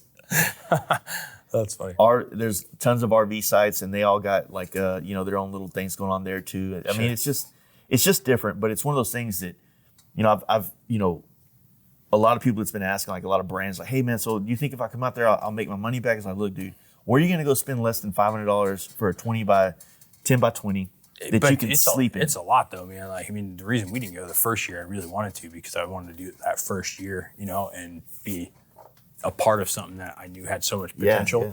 But dude, we looked at it and it was like, it would be a big L, what you would net after the event. Yeah. But it's the because you can't always track your marketing benefits from it and things like that, unless you get lucky and you sell a bike out there for a big chunk of change. But if you go out there and you sell $5,000 worth of merch in a day or whatever, but it's like, dude, that is so far there. That's multiple days of travel. Then if you want to bring cool shit to display, that's like multiple vehicles, multiple trailers, multiple employees, multiple places to stay just to get there. Then on the way back, plus the time there. I think we looked at it and it was going to cost us it was something insane, dude, like 12 or 13 grand, not including you got to figure out what we were going to sell and like what the cost of the merch we're going to bring, just to get there and back and stays and all that stuff. And it was something insane. So we're like, we're going to plug on it. And that time also in October, dude, it's fucking slammed here. It's like the best time to ride here, right? That's like in the fall here. It's beautiful. And then they have the Biketober rally, which is like right up the street. And that's packed all the time. And it's like, it's hard to, it'd be different if it was like, in the center of like July, right, where it's like 115 here or whatever, and it's like 110 there. You know what I mean? Fuck. We don't. It doesn't get that time of year. Yeah, dude. Texas is hot, shit. Bro. I know. I've been there a lot, and it's like super humid. It's been hot, but like I didn't know it was that hot that late. I thought it started going down. I don't feel it like our heat is like mid-July to mid-September. Damn. Like it gets pretty gnarly. That's why I usually travel during the summer, because like fuck this, AC's just like barely holding on. Until you come here though, it's 5 degrees hotter even, or 10 degrees hotter. I always forget, like, oh yeah, let's go ride to Born Free this year, and you're like, fuck, how are we gonna do this? You know what I mean? Like, it's 115 degrees. You can't go through like lower, like New Mexico. We usually go north, but then you still got to deal with like, if you go to Vegas, you still got to go with going through Barstow. That's what I'm saying. You go to 40 or whatever. It's like way better going through Flag, but it's then you hit Vegas, and that's hot, right? Last year we stayed in Havasu the night before we rode through, and we were in Prescott the first night, and then we rode to Havasu, and the only part of that ride that was like gnarly was when we got to Kingman, and then Kingman to Havasu was like 120 degrees. It was fucking insane. And then get there, our On buddy. one of the shittiest highways too. Just Yeah, dude, that highway is fucking so horrible. flat, chewed up. The wind, you like ride your bike at like a 35-degree angle, sitting on You a get side the panel. biggest fucking Oh yeah, potholes. yeah, that it's they- horrible. Yeah. I hate it. And then so we get there, you know, jump in the pool, cool off, wait till the sun goes down. We hit a hibachi, it was fire. Next morning, we woke up like an hour before the sun came up and then hit the road, went to Parker, and then went across the Parker's a cool 29 Palms. And dude, it was like one of the chillest, like, because the desert's chilly at night. You know what I'm saying? It's like, Yeah, it gets just super hot and then freezing cold on it. There's Yeah. nothing to retain the heat. so we did that, went to Big Bear, had breakfast in Big Bear, and then dropped into what was it? Like Newport Beach or some shit like that for our hotel. And then, you know, started Born Free festivities. You know what I'm saying? Mm-hmm. So, yeah, you got to figure out how to get through the desert. You know, like if you're in Phoenix, like you pretty much, I mean, who wants to stay in Blythe? You know what I'm saying? So it's No, like, anywhere you're going on the way, it sucks. yeah. Or Yuma. I stayed in Yuma a couple of times. That was If pretty you go the good. Yuma way too and you go up to 8, I've done that. And like we're dying hot, like having to like just literally drench ourselves at every gas station. Yeah, yeah. And we're dry in 10 minutes. And then I went up to the 8 by, you know, on the way to San Diego and then went through a blizzard where we couldn't see and froze our ass off on the same trip. You know what I mean? So like we're like sunburnt t-shirts, no weather Yeah. protection, and then freezing. It's like, it's Yeah, there's up and down. no flat pass across down the south. You know what I mean? No, it's like it's horrible until you get to that. But once you have to get that heel of Bend, you hit that 8 and you start going up in the mountains there. Yeah, it can get pretty crazy. It's wild, dude. Yeah, how was like, you know, the Arizona Bike Week stuff here? I mean, we've been talking with some guys about it. There's like 3 events it seems like there's going on. You got Yeah, it's kind of a pain in the ass in that aspect. I mean, like, you know, because you have Westworld does their thing, which is Arizona Bike Week, and like nothing against those guys or whatever, but it's just it's like that's been kind of a mess. I think they're really trying to work on improving it. You know, Yeah, they're making some good improvements. they're making some good I think the improvements, next but couple for years because will 10 help. years ago that place is the shit. It was a great Yeah. time, right? But now it was like, I mean, with the years of people paying way too fucking much money at the door to walk in, like charging people concert ticket prices because there was one 8 hours later in the night. But you know, like you go there with like your chick and you want to walk in and they want to charge you $80 to walk in, so you're $160 and you each get a beer, and she wants to buy a shirt. You're $300, $400 to walk out the door, and you know, for a couple hours, and then Yeah. and then when they have lax of vendors, then you know they have like a bike brand set up, and then what did Jesse say? There's somebody selling like fucking window insurance or whatever. So like it's just not even relatable, and it devalues the brands around it. So you know, then there's like in Cave Creek where we always go. It's great because it's feels like that rally event. Like it's just the whole town. The Sturgis style parking, you know, where the Yeah. sides of the roads are backed up. You can cruise. There's a bunch of bars, restaurants. All like the good brands really go up there, and that's really been scaling. Mark and Taylor over there do a great job at the Hideaway and the Roadhouse, and it's like maybe a 4 or 5 acre lot they have there. Yeah. It's all paved, and a lot of good brands are coming, and we've all been working together again instead of like being competing. Like literally, Yeah. like Miguel from Lane Splitters and Yaffe and Nick Trask and myself and Mark got together, and we talked about trying to make that, you know, like the Black Hills Harley of Sturgis to Arizona, right? So good high quality brands, no t-shirt mall BS, and it's getting better and better, and brands that were there 8 years ago are not going to be coming back to Arizona Bike Week because they didn't want to go after poor experiences in other areas because it was weird and separated or things like that. Want to go out there. I mean, I think they said they estimated like 90,000 people there in that place. I mean, it's a small town, right? It's a Yeah. shitload of people for that Yeah. event. And I mean, there was bikes double stacked up each side of the road from Schoolhouse to Scottsdale Road, and that's what, two miles or something. I mean, maybe 3 miles. It's insane. And like it's just a packed house, and I mean, all the brands that had spots in multiple areas, like at Arizona Bike Week or Westworld, and at like maybe Harley of Scottsdale, Yeah. saw what the brand, if they had a duplicate brand out there in a smaller space, and crushed it, you know, because just that's where people want to hang out. Dude, you go to those things, and yeah, there's some nice, cool attractions or whatever, but like in the end, you go out there because you're hanging out with like-minded people. Yeah. You walk in the bar and grab a burger and a beer, and then you see all these cool bikes around. You talk to the vendors, the brands. They come out, shake your hand. You're hanging out like you'd want to do anyways. You know, Yeah, what I mean? yeah. It's a good time. And How that's where come like people- places like Prescott or something like that couldn't like house an event like that? I think they should, but it's hard. Like, and now it's good that like these people like like people in Cave Creek and Westworld are starting to work together again rather than being against each other, because that's what it should be. Whether you you should be able to go to Cave Creek, and then like if you I don't know, I'm just like you've got a lunch ticket, you can get $10 off going in or something like that, and drive people that way. Or in Prescott, have a day where there's a scheduled public, maybe not a ride to make it a mess, but I don't know, whether it's a poker run type thing where you just have multiple events. Prescott's 2 hours away?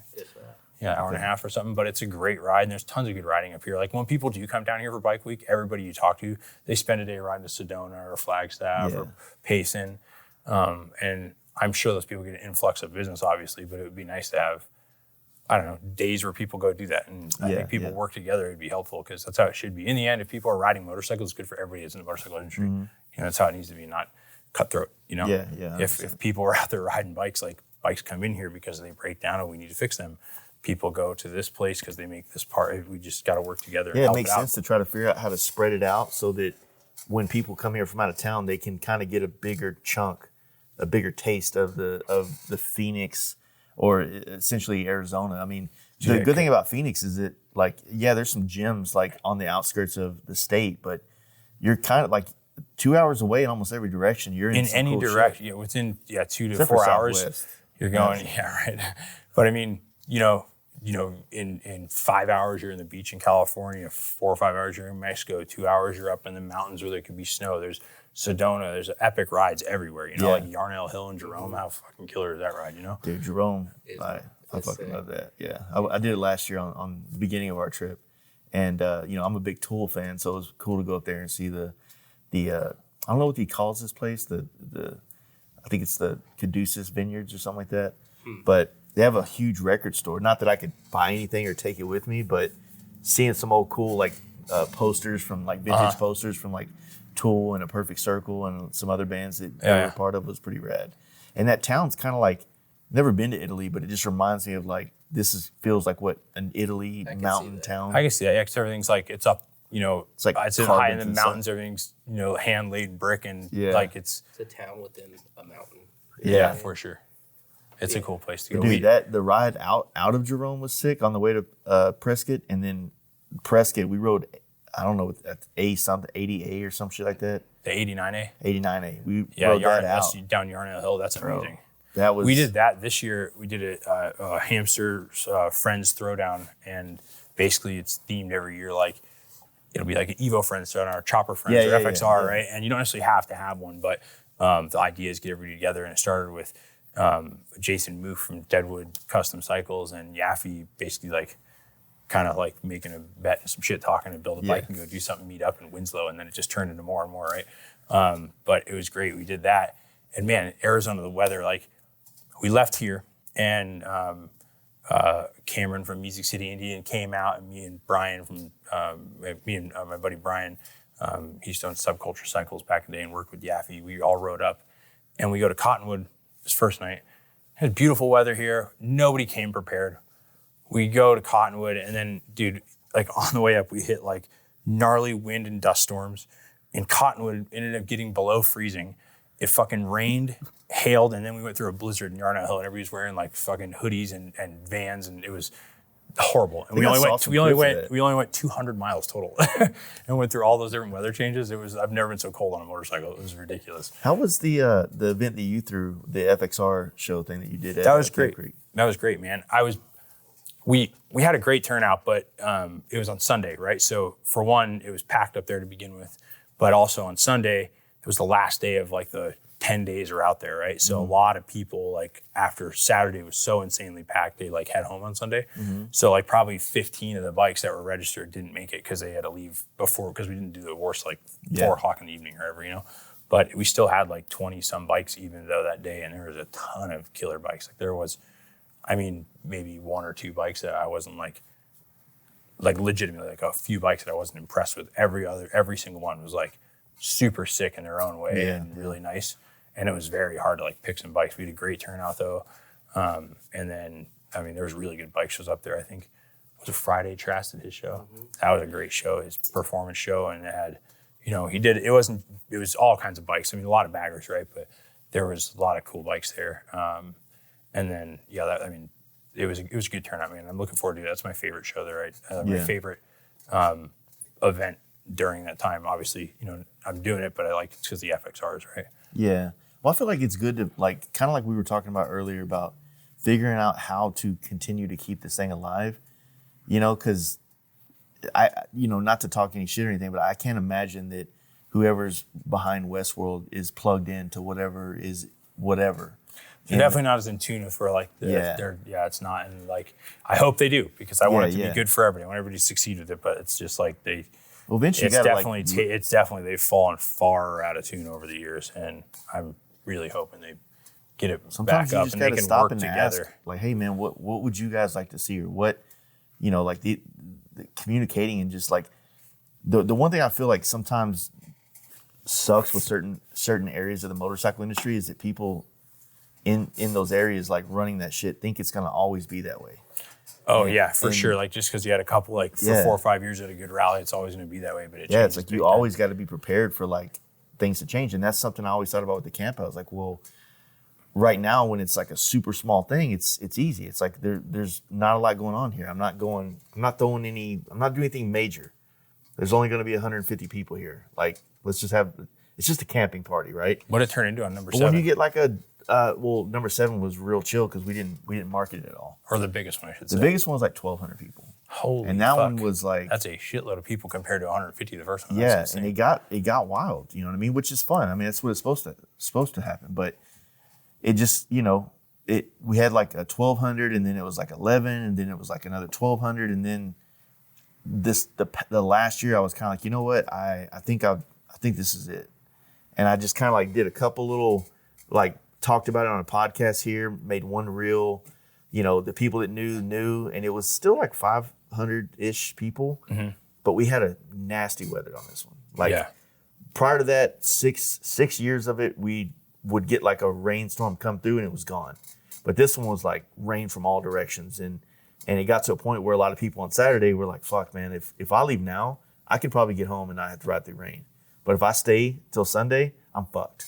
So a lot of people ended up leaving. Yeah, and it was fine. Like we sent it off in a good way, but I guess my point with that was like trying to stay in tune with like reading the people and what they seem to want, and in order to kind of like stay malleable. Yeah, I mean? Well, and nowadays the market has grown. It's not, I think 15, 20 years ago it was the guys that, were older and had the money to have a bike and went to a place like that, to the concert, and wanted the shopping mall type environment and some bars and chicks dancing on stuff and some, bike shows and things like that, and they were content with that. But like the more younger generation needs more excitement, and like, Cruzy and Modded Curlser did their event down there, which draws that whole crowd. It's a bummer that it's so far away. I wish that was something we could all do closer together, but because it's a one-day event and it's down in Chandler and it's just not very close, right? But Chandler's a rip, it's but like that brings a whole different demographic. And those people also all went to Cave Creek at times, and I don't know how many. I doubt a lot went over there, but it's like, it sucks because they if that was a multi-day thing, then we're like competing against each other. You know what I mean? And it'd be nice to be able to somehow make it work together. But where the fuck are we gonna, where's it gonna go to fit all that? You know what I mean? That's like insane. Well, that's kind of the thing. It's like Sturgis, it can't all fit in Sturgis. That's why you have all these things going everywhere else. But it's also like there isn't. It doesn't feel like there's a spot like Sturgis doesn't have a place unless you're going to a campground where you have to pay money to get in. You know what I mean? And you can still get all the experience. That's for the camping though, not for anything that's going on there. Maybe a big concert at night, at Buffalo Chip, but other than that, like when you go to the shows, the Chip, you just walk in and they have everything you need. They have some vendors, they have bars, they have fucking food, they have the bike shows, they have all that. You can stay and you could be entertained all day. Yeah. And then, you can on the way back, there's also, there's big events at all these other places that all have their own entertainments and benefits. I think you need that shit though. So it's like you got Sturgis proper, you got Deadwood, Spearfish, et cetera, and it's like the same with Arizona Bike Week, like Bike Week in Arizona, whatever you want to call it. It's like you need those three events. Bike Week in Arizona. Yeah, right. Trademark. Yeah. Trying to get sued. But you like those three events. You got Cruzy's event, Monoculture, Arizona Bike Week proper at Westworld, and then the shit in Cave Creek at the Roadhouse. It's like they're all in the same playing field, but it's like there's a different demo at each one, right? And some may go to here, some may go to there, et cetera, et cetera. But personally, I think you kind of need that variety. Yeah, you can't have like there was back in the day where it was just you just go to the same gated thing. That's miserable. Like Sturgis, since it's not like that, even if it was like if you were in downtown Sturgis and that was it, it's free roaming. It's not you're not like going into the wristband and just staying within the gate all day. Like that's And some people like to go to Westworld and they like to look at shit and they like to stay for the concert and they make a fucking day out of it. Then you get people that go to the Roadhouse. That the Roadhouse, for people who don't know, is like our Cook's Corner essentially, right? I think that's a good way. That's a great example, and instead of just being Cook's, it's like having 20 of those, and it's the whole town is like that. So it's outdoor, it's open, it's a fun place, and I think that's why it draws so many people there, and people will go there and hang out the entire time just because it's not in the one same spot. Granted, the majority of it's at the Roadhouse, right? But like. You're like next door is another killer cowboy bar that's been there for 100 years or whatever, and there's rodeos and I don't know, all kinds of cool shit. It's fun. And then you go, 10 miles down the road and you go to Bartlett Lake and grab some food at the marina and do a ride around that. Or you go the back way to the Roadrunner. Great, River Road, go to that, and then you go up 17, you go north or whatever. It's just it's a good spot to be around, just like in town traffic and stuff like that. You know what I mean? Yeah, and it's like you got cruisy shit down south, which is awesome because I feel like they draw a lot of like the more stunt community. And then you got the shit at Westworld, which is going to be like your traditional rally style stuff. And then you got the shit up north in Cave Creek that's going to be. So most like your locals go and industry people are at. Like locals want to be there because like that's where they just want to hang out anyways. A lot of custom motorcycles, it seems like. A lot of custom bikes there. Yeah, a lot of custom bikes there. And I think Arizona Bike Week at Westworld is trying to navigate a big ship and turn it in the right direction. So Christina, one of the owners of Arizona Bike Week, had reached out to me the previous October of like, you're in the industry, how can we make this more relevant, appropriate? So it's like the want and the will and the drive to like turn that ship into something that's more on brand or whatever you want to call it is there, but it's not going to happen overnight. And it'll take a while, a lot of hard work. For sure. And, but like going back to everything, it's like, I feel like those three big events have their own. They all have their value and need to be present. They just need to be able to work better and together to keep the people, to just keep the community up on two wheels, dude. You know what I mean? That's it. But also, like Jay said, it would be dope if Prescott did something because they have a sick downtown area. Dude, like on Whiskey Row, like how great would that be? Like if it was a known deal, like, because it's like that in. There's like I know we keep going back to Sturgis, just a great comparison because it's so large and it's known for certain days to go into certain areas like Spearfish or past Sturgis or go to the drag races or something like that. It would be great if it was like on Wednesday was the deal at Whiskey Row or whatever. Yeah, that'd be awesome. I just didn't know how big Prescott was in a sense of could it house people? Like, is there enough places for people to stay and shit like that? You got Prescott and you got Prescott Valley. So they're a couple miles apart. And Prescott Valley is going to have like your super centers, your hotels and shit like that, In-N-Out Burger, et cetera, et cetera. Yeah, Prescott, it's the more old school town, and for sure. We stayed at that old hotel on the corner of Whiskey Row. Yeah, I forget what it was called. It was pretty cool. It's a rad place, and then, like I said, they got that weird fucking showers downtown square center. Like, imagine that being just like filled with bikes and like it's sick, dude. And then the whole downtown that park street in the center, that'd be awesome. Dude, we got smashed. It was like it was like Wednesday night, smashed down there at one of those bars. Doing karaoke. Yeah, the ones that are like it's like the bar stool and 3 feet to the wall. Yeah. They're like there's fucking 30 of them in a 2-block radius. Oh you know what I mean? Yeah, they're also they're 11 feet wide, Italian including the bar. There's like an Italian joint right behind Whiskey Row, on like a second floor, and we're all in deep conversation and just eating the food, and we all like kind of stop for a minute and go, "Is your shit good too?" Yeah, it's like totally surprised by it. Right? Like like when you travel on a bike a lot or just travel in general, finding good food sometimes is kind of like you're hit or miss, right? My wife and I were talking the other night before I came on this trip, and I was like, the only thing that I don't look forward to about going to LA is food. Like, I don't know. I'm not saying there's not good food there, but it's hard to navigate. It's hard to figure out. Like, you got to know that this one corner spot has the best, tacos, and this spot. Yeah, the little shithole is better than the super fancy, high, nice restaurant or whatever. But so it's like, I do enjoy a place that has a little bit of atmosphere and decent enough food, and I'm not spending, tourist money to go enjoy it. You know what I'm saying? So, I've got a couple little gyms that I go to when I'm staying in Venice. That's like, is it the best shit? I don't know, but the price is right and it's consistent, and I fuck with it. You know what I'm saying? Yeah, whatever makes you happy, dude. So, but the food here is good. I mean, I've a couple years ago when I came here, the boys at FXR Division took me to Durant's. Oh, Durant, dude, they shut down. I think they're getting bought, and it's gonna be just new ownership. Yeah, man, that place is epic. It was so old school and cool. You walk through the kitchen, the walls are velvet. You get a beer, and it has like salami and cheese and shit, and a little pickle in it and everything. So good. It was so good. Yeah, that place is killer. But yeah, they shut it down, which is that place an icon. It was open for like 70 or 80 years or something insane. Long time. Yeah, it was awesome. I think it's coming back. I hope so, man. That Big Chris was talking about it. It's like, you know what? I'm gonna see if I can get us a table at Durant's. And he called him. He's like, they said, well, the bar's over. He's like, cool, we'll just sit at the bar. I love to sit at the bar. Bro, the bar was, dude, it was one of the best steaks I ever had. The atmosphere was good. It wasn't so loud in there that you couldn't have a conversation, but there was some ambiance going on. Yeah, it's a good balance of fine dining, but like you can it's not all like you can let loose and have fun, and it's a rad spot. Fucking kitchen in the back. Yeah. Durant's at Christmas time, it's a vibe. Oh yeah, dude. Yeah, and then you go and your lady has to if you get dressed up and they do the coat check by the fucking old school wooden phone booth and shit, like with the old school rotary phone and everything. Well, fuck. No matter what, people will be able to hear what we just did. But yeah, that was basically an hour and 38 minutes of no camera on, right? No camera. And let me make sure it's on real quick. Yeah. Last time I asked that, you're like, yeah, it's on, it's good. We good? Yeah, we're good. Right. Motherfucker.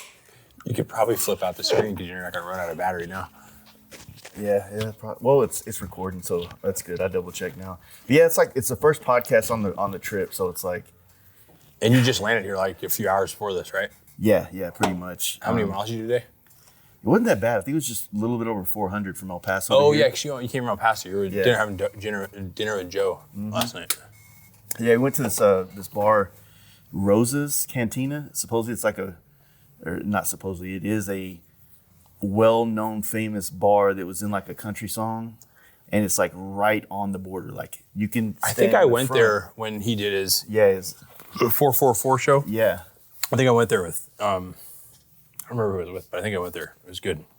Yeah, it seemed like a cool spot and nice. Has some big ass beers and El Paso's weird. Like El Paso, and I was even talking to them about this. I was like, do you guys have like a beef or a rivalry with the other side of the mountain?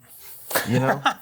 Because you got like El Paso proper, like on the east side of the mountain, and you got like all the new El Paso stuff on the west side. North and South Italy. Yeah. Just the New Mexico version. Is it still under construction everywhere over there? Pretty much, yeah. Fuck, dude. That's a Texas thing. You're used to that, though. I don't think I've ever been to Texas, and I've seen the same fucking highway. I went 5 years later, and this fucking same thing was going on. Dude, it never changes, man. As soon as they finish it, then it's time to widen it again.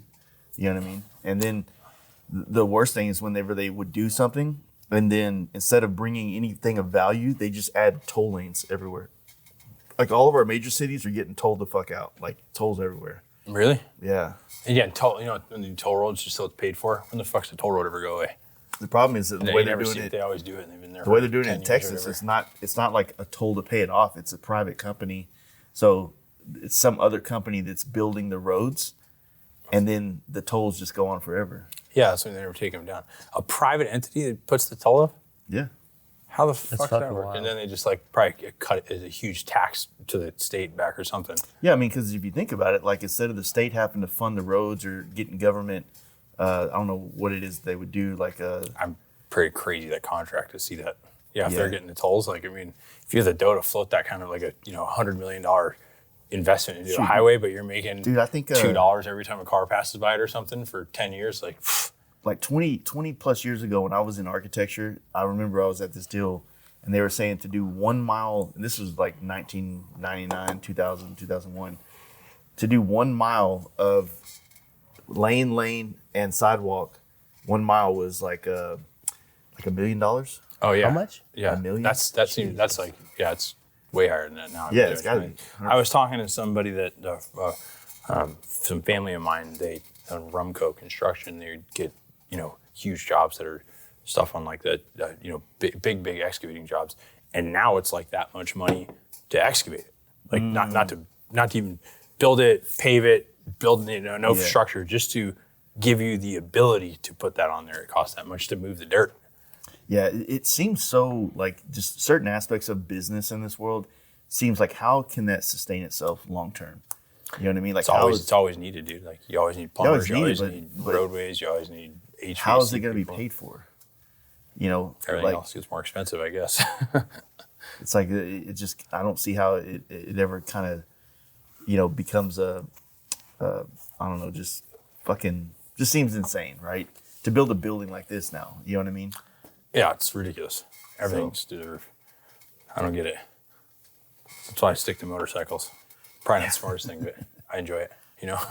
Yeah, that's another thing. Taylor and I were talking in the car because I got this old school van I kind of want to dig into, but like building cars, vehicles, and building motorcycles are like kind of the same principles, but if they're so far different as far as like the amount of space you need. You take apart a car, like that's like a quarter of your shop right here. I love cars, but dude, I had to the other day I was just working on something in my house, and I had like a jig set up, I'd like sand some stuff or whatever, and I dropped a box knife.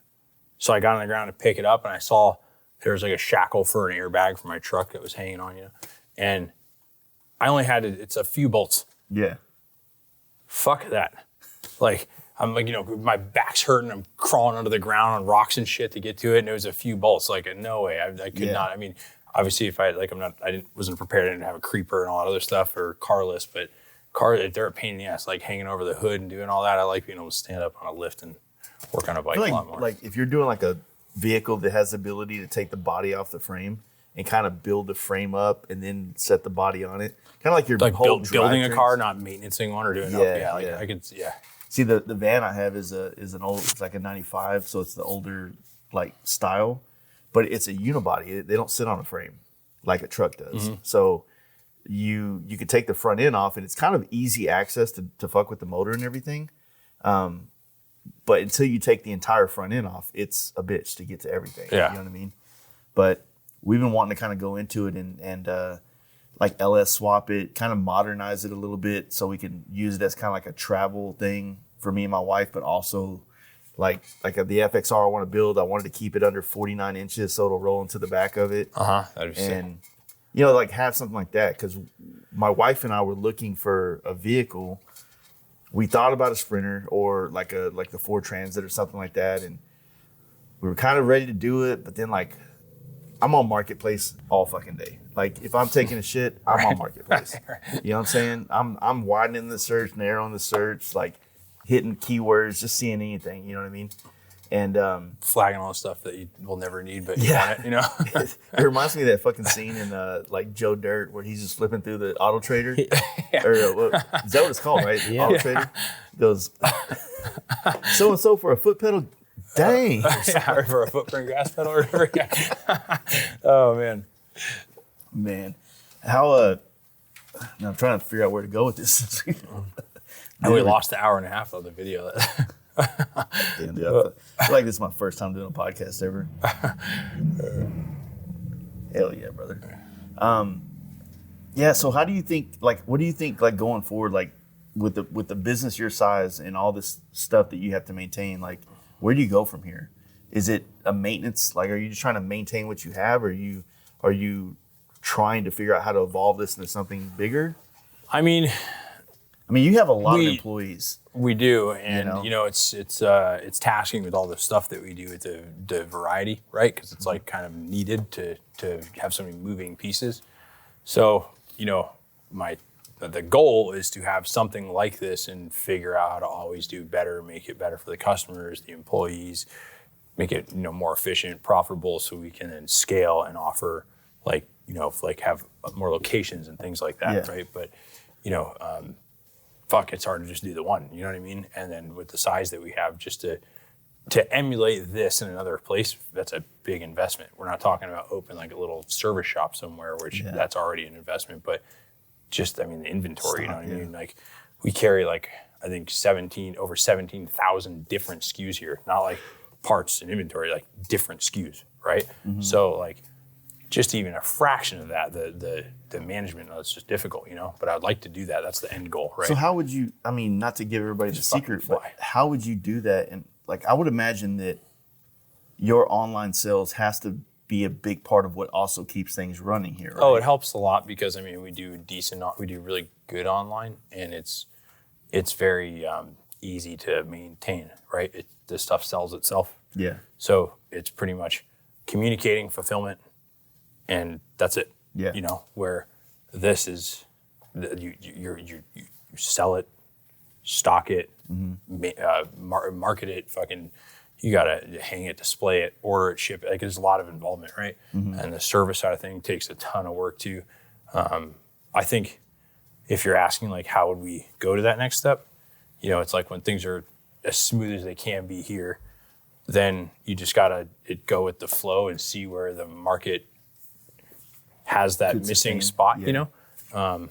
We'd want to do it far away, like way east Mesa or something, you know, which that would, and then maybe like way up. Would you think staying in the same state? Like I would almost think like because this state has a massive amount of people riding bikes, and case in point, look how flooded it is just right here, and how busy we are, right? So, and also it's just easier to do that at first, right? And then once that's a proven thing, and you can somehow figure out how to systematize it, then it's easier to replicate somewhere else, right? But that's hard in itself, just figure out how to systematize this. I still struggle with that, you know, day to day. And then doing it again somewhere else, but that gives people growth opportunity within, you know, which is that would be the goal. But probably start with something small, like a little satellite area that doesn't have nearly the inventory we have here, and a small, maybe even if we did installs, I don't know there, just like probably start with just some retail, you know? And then after that, branch into like some minimal service where it's like no diagnostics, like base like services and like some basic installs. And the nice thing is we could have some type of a, you know, shuttle service where it's like daily transport. Like if a guy is in Queen Creek and wants us to dyno tune his bike, he could drop it off there and then we could get it from there to here and then perform and get it back over there or something, you know what I mean? And then start that way. That would be ideal. But it's, you know, real estate, trying to find it, people to do it, time, money. It's a big deal, right? But that's the end goal with it, you know? That's actually pretty interesting in a good way, that like in a world where everybody seems to be wanting to just go online, that you're kind of thinking, how can I make another storefront? How can I keep a brick and mortar and build on that? I'll be honest, if I had like some person come in and, you know, that was just purely focused on numbers and things like that, they would be trying to push me to online and do all that and just scale and turn into, you know, like a JP Cycles or whatever. But, you know, that JP Cycles was this back in the day, right? And they morphed onto it. And I mean, I just like the authenticity of it. I like coming to work and I like being here with people that I relate to. And even though it's stressful and a lot of chaos going on here, people still come in because that's what there's a reason they want to go work behind a desk or do anything like that. You know what I mean? Yeah. And it's hard, but in the end, that's why you do it. You like what you do, and people want to go in this industry too. Like I said, we talked about it's relationship based. You know what I mean? People want to go in, see it, touch it, feel it. Motorcycle shit's expensive, man. You know, like you buy one part, you're easily, you know, hundreds of thousands of dollars or whatever, and then you want to see it on another bike, see what it feels like, know what it's going to do, have somebody that's experienced in it be able to tell you that, and that helps. That's why, you know, people like coming here because we have stuff on display. You can see it, touch it, you can feel help. it. You can help solve the debate of whatever the conversation they were having on Facebook. Like, you need to go with this part or this tire or this thing or this exhaust. It's like being able to go sit down in person and talk to people that are knowledgeable about this stuff would, you know, it definitely kind of helps butter the toast, if you will. I mean, I think would either one of you prefer to buy a motorcycle part online versus if you could go to a store, even if it was an inconvenience to drive a half hour. I'm glad I don't live here. I'd be broke, dude. I'd be in here I got $20 to burn a hole in my pocket. Let's go see get a sticker pack or something. You know what I mean? Yeah. We can get you like a t-shirt. That's about it nowadays. Bike parts are expensive, dude. But, or quart of oil, But yeah, I think it's important. I'll be back next week for another quart of oil. Yeah. Right. Speaking of that, we got to get you a Pro Clutch, right? Yeah. I was. Is that for that FXR project that you and Corey are working on? Yeah, so I need to get like obviously Corey's like a mentor in a lot of ways, but he's also like my chopper shaman. So he's kind of like he's helping me do a lot of this on my own, but he's to say that he's not doing a lot of it too would be a complete lie. Like he's figuring a lot of shit out. But Corey has like this what do you call it? Like a I don't know if it's an equation or just this thing that you put in on his website where you can put the different gears and it gives you the kind of final drive of what you're going to be able to cruise at, things like that. And he did all that stuff for my bike because I want to be able to cruise this shovel head chop 80 at least, just because I want to travel on it. I want to get that feeling of going across the country on a hardtail, kick only, jockey shift bike, and when you get on one of those bikes and you're on the highway like we're around here, you don't want to be going 60 miles an hour. You want to be able to keep up with the traffic. Yeah, you got to set it up for how you're going to ride it, right? Yeah. That has a lot to do with how you build the motor, what cam profiles you use, how your primary drive ratio is, your final drive ratio is, what kind of transmission you have, and then all that together, wheel size. There's a lot of variables in it, but yeah, it makes sense. Primo does you can buy. This is going on a 4-speed? 4-speed. Yeah. And you run like a tapered shaft, like a real 4-speed, or you do it's a 77 4-speed. So okay. I once again it's a tapered shaft. But the thing is, they make you're running a belt drive, you're gonna do a chain and a wet primary or what? Open belt drive with the chain final drive. The nice thing is with Primo, you can get different pulley variations and stuff, so you can alter that. Yeah. And then obviously, if you're doing a chain in the back, you can make a bunch of variables there, right? Yeah. So you can gear it differently, so you can get better highway speed. Because that 4-speed, there's you're in fourth gear and they wrap out pretty quick. So it's better to gear that thing down a little bit in the final drive, so you can actually enjoy the speed on it. And I keep I'm not really building this bike for I'm not trying to have a high horsepower bike. I want to travel on it. I want to be able to jump on this bike and if everything works out well after Born Free Texas, I kind of want to ride it to California just to hit a coast, And, are you doing a rigid or is it a swinger? Rigid. Yeah. But I got to figure out what is my flavor of this. Like, if I'm building a chopper, I still want it to feel like it came from the fast life, whatever that means. And I'm still figuring all that shit out. So, but yeah, I needed to get with that. And like I said, you guys, I'm looking at the book right there. It's like you have all these products and these relationships and knowing where to navigate through that. Like you just kind of educated me on a couple things, just riffing off that one brand, know? So to me, it's helpful to know that stuff because I have certain aspects of building a bike down that I'm good at. I don't really need help. But I think a lot of bike builders are that way. Like they have a couple things that they're just fucking tits on. And then there's other things where I need to ask questions. I need to learn. I need to figure out who knows better to point me in the right direction. Yeah, I think that's totally true, and that's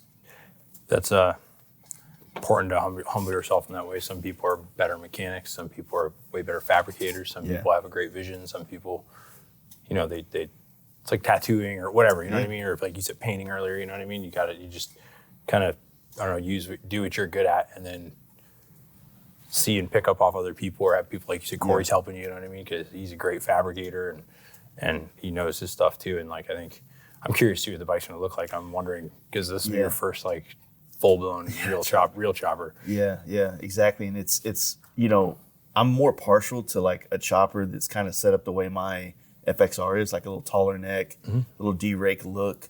But I kind of want an ape hanger bike, and I feel like a tall neck and ape hangers don't really go hand in hand. They can't. It's like if your seating position though, you're tall and you're more back, it's fitting. But if you want that kind of upright, then I agree, shorter bars on it better. But I don't know, it's up to you. You got to figure it out. That's the thing is that chopper, you got to when you're doing a frame up one like that, man, you really got to figure out the flow of all of it from the beginning, because one part can totally fuck the whole flow of the thing up, and then that looks great, but then now this all doesn't like go with it. Yeah. You know, and it's your style, but you know, it's hard to do that. You got to like really envision the thing. Well, that's what's good about swap meets, and this is something I've learned over the last couple of years, more so like the last year and a half. Going to swap meets and, you know, picking up an old set of bars or an old tank or whatever, you never know exactly what style is going to be the one that fits the build until you start, let me see what it looks like with this tank or this bars or whatever, or these bars. And whether you're going to use those or not, at least you have a visual of like a set of apes or a set of T-bars or some old drag bars or something. Like you get a visualization. And then from there, it's like you either you can modify that part, use that part, or make something in that vein. You know what I mean? And like I said, this process, you know, of building this bike, to me, and especially, you know, having somewhat of an audience through this podcast is about going through it and learning and not trying to go through it, be like, this is why you do it this way. Everybody else is stupid. This is how we do it. Because I don't fucking know, you know? On your bike, who cares? Fuck it, do whatever you're going to do. Make it unique. That's why motorcycles are rad, because they're unique to everybody, you know? You can go like, and you can express yourself through it. Yeah. Well, there's a lot. I don't know. I don't even know if this is really worth saying, but it's like sometimes it feels like there's a lot of people that know, and I feel like that's a very maybe arrogant thing to be like. Like you can know, I know 2 + 2 is 4, right? But knowing that all these parts work together, don't work together, this or style or whatever, like I feel like there's gotta, like if you go into building a bike with a little bit of a just, I don't know, uncertainty, maybe a little bit of like, I want to see what this bike becomes. Process. That's relatable to what we talked about doing a ride, right? Like when riding out and like not kind of the experience of, you know, running into the hardships and learning that way. That's the best way to do it. Yeah. And you learn, like literally you learn on all those things. And sometimes you really don't deal with those problems much more again. It's a new, separate, different problem. Totally different. There's not a single person I know, no matter how talented they are, no matter how many bikes they've built, that just like fucking sails through one. Yeah. Never. And if they did, they're not challenging themselves for doing something cool enough, and they wouldn't do that. They'd change it again, and they hit more roadblocks, and you know, why the fuck did I do that, or what they go through for it, just because they want to like, they want to like, I don't know, they want to challenge themselves and experience that, and then like get some, they want to impress themselves or the people that are going to look at it, you know what I mean? And they want to do that, and I think that's important. Well, I think that like, you know, for some of us, at least my age, I'm a little bit older than you guys, but not by much. And I feel like I got to fuck up a lot before the internet, right? Right. Before everybody saw it, before, you know, I had any kind of a name at all. Like I could screw up, I can learn, I can make mistakes, and making mistakes is what allows you to grow and become better at everything you do, right? Absolutely. And so I guess what I was kind of getting at earlier in a way is like, in this day and age, when you do have a public persona through social media, I want to showcase building bikes with maybe not humility is not the right word, but just honesty. This is what it takes to build bikes. It takes a community sometimes. There's only a few. It does 100%. I mean, like, no matter you build a bike and you do everything on it. Did you fucking make the tires? Yeah. Did you like, you're buying looms of wire? Yeah. You're buying bolts from somebody else. You know what I mean? Like, you might do a ton of fabric, but you can't make everything. It's like, I mean, except for like, one person that does make almost everything is, oh man. What, CT Newman or something? No, him Vintage too. technology? Yeah, him too. Man. Sean Jackson. Oh, yeah. Yeah, man, like he fucking literally. starts a bike. Action Jackson, yeah. Yeah, dude, that's his Instagram now, Action Jackson, right? Unbelievable. Like he'll spend months just like designing a way, like to sand cast a crazy mixed engine case platform from this year to that year, and then I mean it's insane, dude. Dude, he's got that 3D metal printer now. Oh, really? Yeah, I was out there at his space in Pennsylvania, and it's pretty insane. Like they 3D scan shit, and then they can print it. And he said that they can print a case, like the cases, and even to the imperfections on it, it'll pick it up and print it like exactly like That's that. crazy. Out of aluminum, steel. I can't even imagine what he's gonna do now because he was doing it the old school way, like making Yeah, a sand casting. cast years Yeah. before, and like he was doing insanely impressive stuff. So I can't even imagine what he'll do now. Yeah, That's fucking awesome. insane. They got a whole thing going, but yeah, there's always that next level of guy that can do that thing times 10. I mean, I look at the guys in Japan and what they're doing with paint, and I'm like, bro, like I don't want to have to do that. I mean, I wish I could, but like sometimes the hardest thing to figure out how to do is to figure out how to get the information, right? And the good thing about building bikes or working on bikes is that that's a lot more readily available for the most part. But you get some of these niche things that they do, like there's a language barrier. Dude, I don't even know how they come up with that stuff, and then how they source the shit like that, and how Yeah. rare it is. Like in Sturgis, I don't know if it was last year, maybe the year before, but those dudes from Suicide Customs out there, and Yeah. they had like, I was talking to that guy, and like you said, the language barrier, like we're struggling to have a conversation. You know, they spoke English, but not very well, right? Yeah. And obviously, me and Dave Paris don't know any fucking Japanese, you know. Yeah. And we're talking, but like, you know, they had 2 bikes there with Jim Harmon motors in it. They only made like, I think Dave was telling me that Jim Harmon made like, I think 20 or 25 of those ever, and they're all built 120-inch shovel head motors, and that bike, like, it was insane. Like the wheels he made, the valve stems were in the spokes of the wheels. They were all custom. Like, I mean, it was mind blowing the stuff they did. You know, internal hub brake systems that weren't a product you can buy. They made them themselves. Yeah. That like those all polished ones. You know, they're man, it was insane. And the more I sat there and looked at it, I was just mind blown by the way. And it was all totally one off custom stuff. You know, like that. Actually, that bike right then, that Ken's factory bike too. I mean, that's an ME, but like, man, dude, that thing was insane too. And how impressive some of the stuff is that comes from over there is just out of control.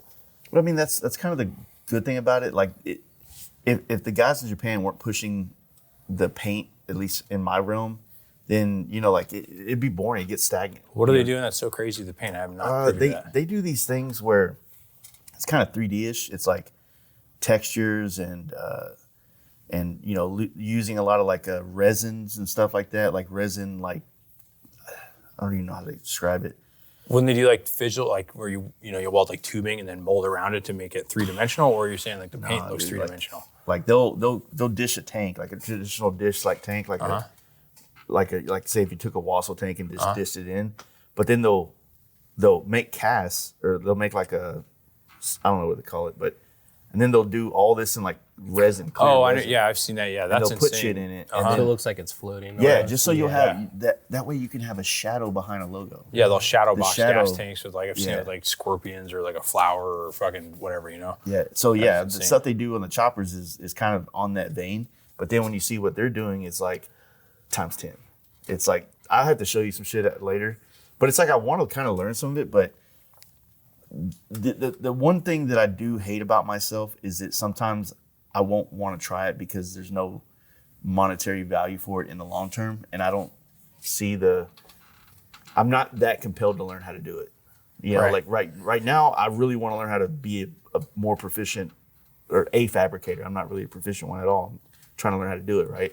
So I want to learn how to use a mill and a lathe and you know, manually machine little things that I need for builds, and then be able to weld it together or put it together. Or like one of the things I really admire about like Oliver at the Cut Rate or Yaniv at Power Plant is how they can take and you know, Main Drive is they can take a factory piece and modify it to make it a custom piece, but look like it's just a one-off piece. You know what I mean? Sure. Taking old thunder headers and redoing the whole pipe, but you would think it came that way. You know, and those are the kind of things that I want to learn how to do, that I'm really compelled to learn. But learning how to you know, do certain things in paint just doesn't. I can see with the resin that takes so much time to learn that, to do it just for like yourself, like the one Yeah, it's project, like- right? Because you want to learn, if you're always gonna be working on bikes and building shit. So using more tools and equipment and scaling your ability there makes total sense, because you want to be able to do more. Yeah, and the things that I think that what they build out there is very uniquely, like the paint stuff is very badass, but I don't think it's practical for a bike that's going to be used. Right, you put a big heavy resin thing on the side of a gas tank, like the chances of that thing separating or coming off, or the heat causing the metal to expand at a different rate than the plastic. Like, you remember back in the day we would do those like flush mounted lights and you hide it in the paint. Yeah, and you then French hit the the things brake, in, and then the skull lights. Well, every time you take it out in the sun on a good hot day, you'd see the ring. Like that, it was a pain in the ass to try to like do that, and you're dealing with different like materials that heat and contract or expand and contract at different rates. It's definitely more of a show bike type thing, but that's there needs to be that though, you know. Yeah, 100%. Like I'm not hating on it. I'm just saying like I don't see it practical for me to do it. You know what I mean? Like I think I want to learn more skills. Like I want to be able to take a bike and do as much to it to make it custom without having to rely on somebody else. You know, and I think that's like the challenge that I'm after right now. Yeah. Like I'm proficient with wiring. I can do most of anything top end mechanically. The rest of it just requires a lot of tools. You know what I mean? That's for sure. But at the same time, I do want to be, you know, a little bit better at things. But I think what I was kind of getting at earlier is that the goal is I just want to expose that to the audience, whether they're watching through YouTube or listening to a podcast, so that it doesn't feel daunting to want to go down these paths. Yeah. You know? That's all you can do, man. It's fun. In the end, it's fun. You try it, you learn it, and it's like metal's easy because like if you fuck it up, you just weld something back to it. Yeah. It's not like, you know, wood's harder. Yeah, you're like you're not adding more to it. You know what I mean? So that's not that big of a deal, and it's you just gotta figure it out and do it. You know, like I remember the first custom bike I built from the frame up was this 4-speed shovel head rigid, right? And I did stuff to make it look cool. I learned how to weld. I learned how my fabricating skills weren't good, but I learned how to use mills, lathes, all those things, right? And I learned how to do it. I did all of it. And but I didn't think about the functionality of a lot of things. Like I made shit that looked cool. Like I used Sucker Punch Sally's at the time had these these spherical ball oil tanks, right? They look cool, and I had the bike all raw, and I just painted it red, so I had it was like a little cherry bomb look to it, right? And it was like a cool little ratty bobber thing, right? Never thought about performing a service to it, you know. So and I used this cool from my dad's hot rod shop, like a big Fram oil filter mount that used a small block Chevy filter with the Fram grip on it, so it looked really cool, you know. But dude, to do something on it, I remember I fucking didn't even consider a drain plug in the fucking tank. So I had to add one later, right? Because otherwise I'm pulling a feed line off and kick-starting my motorcycle and basically trying to pump the oil out of it or pull a little for an hour with a little vacuum on the thing, like a turkey baster vacuum, and trying to do that to get the oil out, or I'd kick it over and pull the feed line off and just try to pump as much out as I could before it got hot and starved of oil, you know what I mean? And in turn, I had to take the whole damn thing apart, pull the transmission out, everything, just to weld a little bung on the bottom of the damn thing. You know, I didn't think about it, but hey, learning experience, you know. But then now you think about stuff you never have to have that problem again, you know. Yeah. Yeah, I think that on the, and I was telling you earlier, I had that RT that I kind of picked up, you know. I'm kind of saving it for an M8 drivetrain if one comes across, because I feel like the M8. The fabrication involved with putting an M8 into an FXR frame is it's perfectly within the realm of what I think I'm capable of. You know what I mean? And it's way more invasive than a twin cam. Twin cam ones are easy to do. Yeah. People think it's a lot, but it's really not much. You know, honestly, the hardest part about doing a twin cam swap, that I look at is that I don't really know how to use a mill and a lathe. So wanting to make, using dynamic controls, wanting to drill a primary and do all that stuff. Doing that part's hard, but mounting all the cross members in and stuff, it's super easy. It's super easy. And the way we make ours, where there's that offset, so you literally can use the existing foot control mount on the left side to align it. For real? Okay. Yeah, so we do that. So on the left side one, if you didn't want to remove it, because you don't necessarily have to, you use that as a base point, and you literally put the cross member until it slide it back till it hits it, and then make it square and weld it in, and it'll be in the right position. The only thing that takes mock up, if you will, is the kickstand stop, because you can move it inboard or outboard. Yeah. At the angle it's cut on to affect the lean angle of the bike, and we specifically leave it separate because everybody is a slew of different things, height-wise, right? So that's the only thing that takes mock-up. But I mean, you have a roller, and after you put the kickstand, you just I would just swing it out, and I get the lean leg, and hold it in there with it, and I tack it, and then you weld it in afterwards. It doesn't have to be overly complicated, right?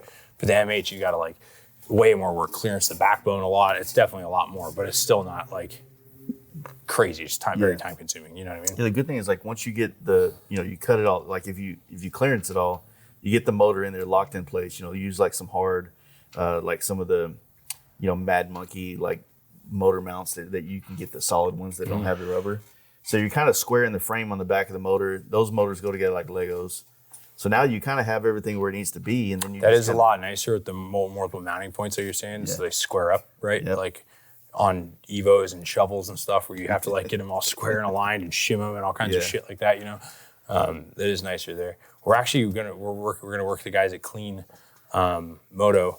Those guys have some killer M8 FXRs that were at the FXR show, and they set up with us up in Cave Creek and do all their clean rigid industry lights and all that stuff, which are awesome products. But they make a cool front motor mount for the M8 FXRs that bolt on, because they go to those front highway peg mounts, Oh, okay. So we were talking about it. We haven't locked it in yet, how we're going to do it or what we're going to include, but I think we're going to make an M8 kit that doesn't have some of the twin cam parts in it that are unnecessary, and then include those so we can have one kit for when you're intentionally doing an M8. Dope, yeah. And then you don't have to have the jig part of it to mount or weld the front clevis blocks, for the isolators, so you can just bolt them too. Use that as your base point. I want to say, and that's really it. I think, I'm sure somebody else has done it too, but I think Alloy Art was starting to run like a new like set of oil lines, so you don't have to have as much over the top. Curly's does that. Curly's, yeah. okay. I mean, they run that from Curly's. They just did a post on it the other day actually, because they were the stock ones have like plastics and shit like that, and they fail, and they were failing on their race bike a lot, where it's caused problems. So Curly's makes a kit that's billet that uses AN fittings, so it's much more efficient. That would kind of like eliminate, if you got it to where you're running somewhere, like rounding it not over the top of the motor. Yeah, you can put it where you want, because all the M8 fit or the AN fittings are totally universal, right? You can put them any direction, any length of the lines, and do whatever you want, and so you can hide them somewhere or whatever you need, But yeah, I think that would be a good. We're gonna make that kit hopefully here soon, and I'm gonna get with those guys so we can. We talked about it at Bike Week, but it was pretty crazy during. Those guys are good, man. They're good friends, and they're good. Watching them build that brand, Clean Moto, over the years. They're kind of guys that I met through coming to the camp out a long time ago. Oh yeah, and they're like two really good friends with each other. It's fun to watch them like fuck with each other. You know what I'm saying? Oh, I love it, dude. Like, yeah, how their bikes last year for the FXR tour were like they're super good. They were on another level. And they, they did what I'd always I was talking about in the first part of this podcast. It was, we didn't have the video. They took and made it a custom paint job without it being wild. It was classy and clean. And they both went with that like OE style paint, but different colors that they didn't factory use, and they look good. And then like he has a little. Jeremy did that from Lucky Strike, right? He's got the little Chinaman thing on the dash there. It's hilarious. And they were busting each other's balls the whole time in Bike Week about it. It's funny. Those are good dudes. Yeah, what they've been building, it's like they're like I said, I feel like this, kind of like what you're talking about with this FXR M8, kit. I feel like these bikes are just going to get more and more. They're never going to go away, and like there's still a lot of them out there. Like there's tons of FXR frames, and some of them need to be saved. You don't even really think of that, how many people are doing the twin cam conversions and all that stuff. Like, because in the end, no matter, and twin cams or M8s or all kinds of different powertrains or whatever, but yeah, that's like, we still all just want a cherry, clean Evo FXR. Everybody likes those, right? And they're getting slimmer and slimmer. Yeah, finding those things the motors are they're getting more difficult to find good ones and stuff. But like, you can pick, and I always tell this people, and this might not be the right thing to say right now, but like, you can get like a 2014 complete touring model drivetrain, pretty low miles, with a 6-speed transmission, everything modern in it, for like $2,500. Oh yeah, like when you do a twin cam conversion, your best bet, you buy an FXR that's complete, and you can sell, if it's a decent Evo motor with not crazy miles, you can sell it for what you pay for the powertrain. Yeah, 100%. And then you can part it out for, like, if you're really using the tins in the frame, that's pretty much it. Maybe the front end, depending on where you're going with it, but you can sell the shit for more than you're buying the new stuff for, relatively. Like your main components, you know what I mean? Depending on if you have patience, and you, like I said, if you have the addiction to marketplace like I do, then you'll find the things will come across. But and also with like just doing what you got to do the frame on an FXR to do an M8, if you want to retain using like fuel injections, God damn, I can't speak right now. You want to retrain? Fuck me, man. What was in those tacos, man? Retain fuel injection. Retain the fuel injection on the bike. Then you still there's work that has to be under the tank. There's things you have to do to run the wires through the frame. There's a lot of like. It opens up the doors to do a lot more modifying and customizing to a bike. That to me is a fun challenge. You know what I'm saying? Yeah, for sure. You know, obviously you got to find all that stuff. And I've seen people doing some carburetors on the M8s. I think there's a company. There's a company in Germany that's making Germany. like a kit, isn't it? And like doesn't include the carburetor, but it's like everything you need for like an ignition to pick up off a crank sensor only, and not need all. I don't know how much it is, but it's a cool concept. But man, those fucking M8s, they like those 4-valve heads, and like you need a big fucking carburetor. Yeah.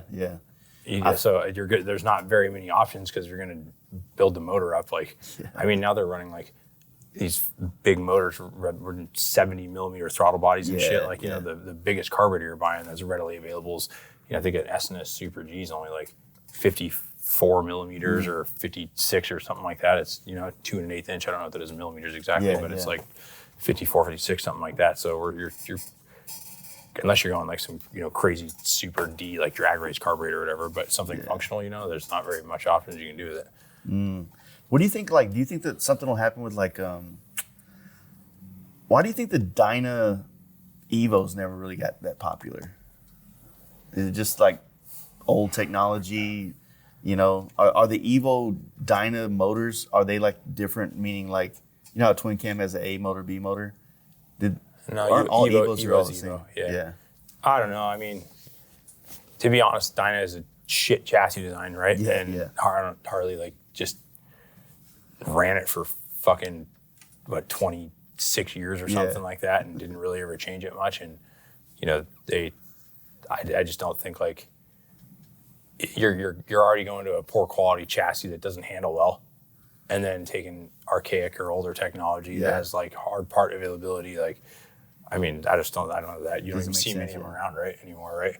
Like the early twin cam ones, they nicely got it figured out, and they have like their own, like, they still have their Dyna handling problems, but they're just cool for what they are, right? That, you know, like you said, 99 to 05, that like skinny tire Dyna, it's kind of iconic, and you still like, even if they don't ride as good, you still want one, you know what I mean? But on the something about having that key right here behind the battery. You know, it's a vibe, you know. Yeah, I don't know. The Evo ones are just, I don't know. And Dynas in general, I fucking just don't. I love, but I hate. Yeah. I can't stand, like, they ride like shit unless you do a lot of work to them to make that. Yeah. To prevent it with chassis stabilizers and all kinds of stuff. It's the only bike that has a pivot shaft that goes through the transmission and not the frame. You know, so like there are only 2 rubber points, centralized rubber mounting points. So the back end sways away from you all the time, and you try to like align it, lock it down, and it works for a while, but they start loosening up and moving in. You know, like they instead of admitting it, Harley, like in their service bulletins when the motor mounts fucking wear out, they tell you to shave them down and shim them. You know, instead of like replacing it, because it's just you put a new one, it's gonna fuck up anyways. So because they start sagging and touching the frame. It's just a poor design, right? Then you take a 84 FXR and they're stock and they ride 100 times better with fucking older technology and stuff. 35 millimeter front end, just fucking still going down corners. Yeah, exactly. Yeah, it's different, man. It's like I said, I try to keep my eyes open for the older Dynas. You know, every once in a while in Texas, we'll get one to come across, like some dude that know what he has. You know, he's looking at like market value of like a DX or something like that. My buddy Tommy, we were talking about him earlier. He is like the T-Sport finder.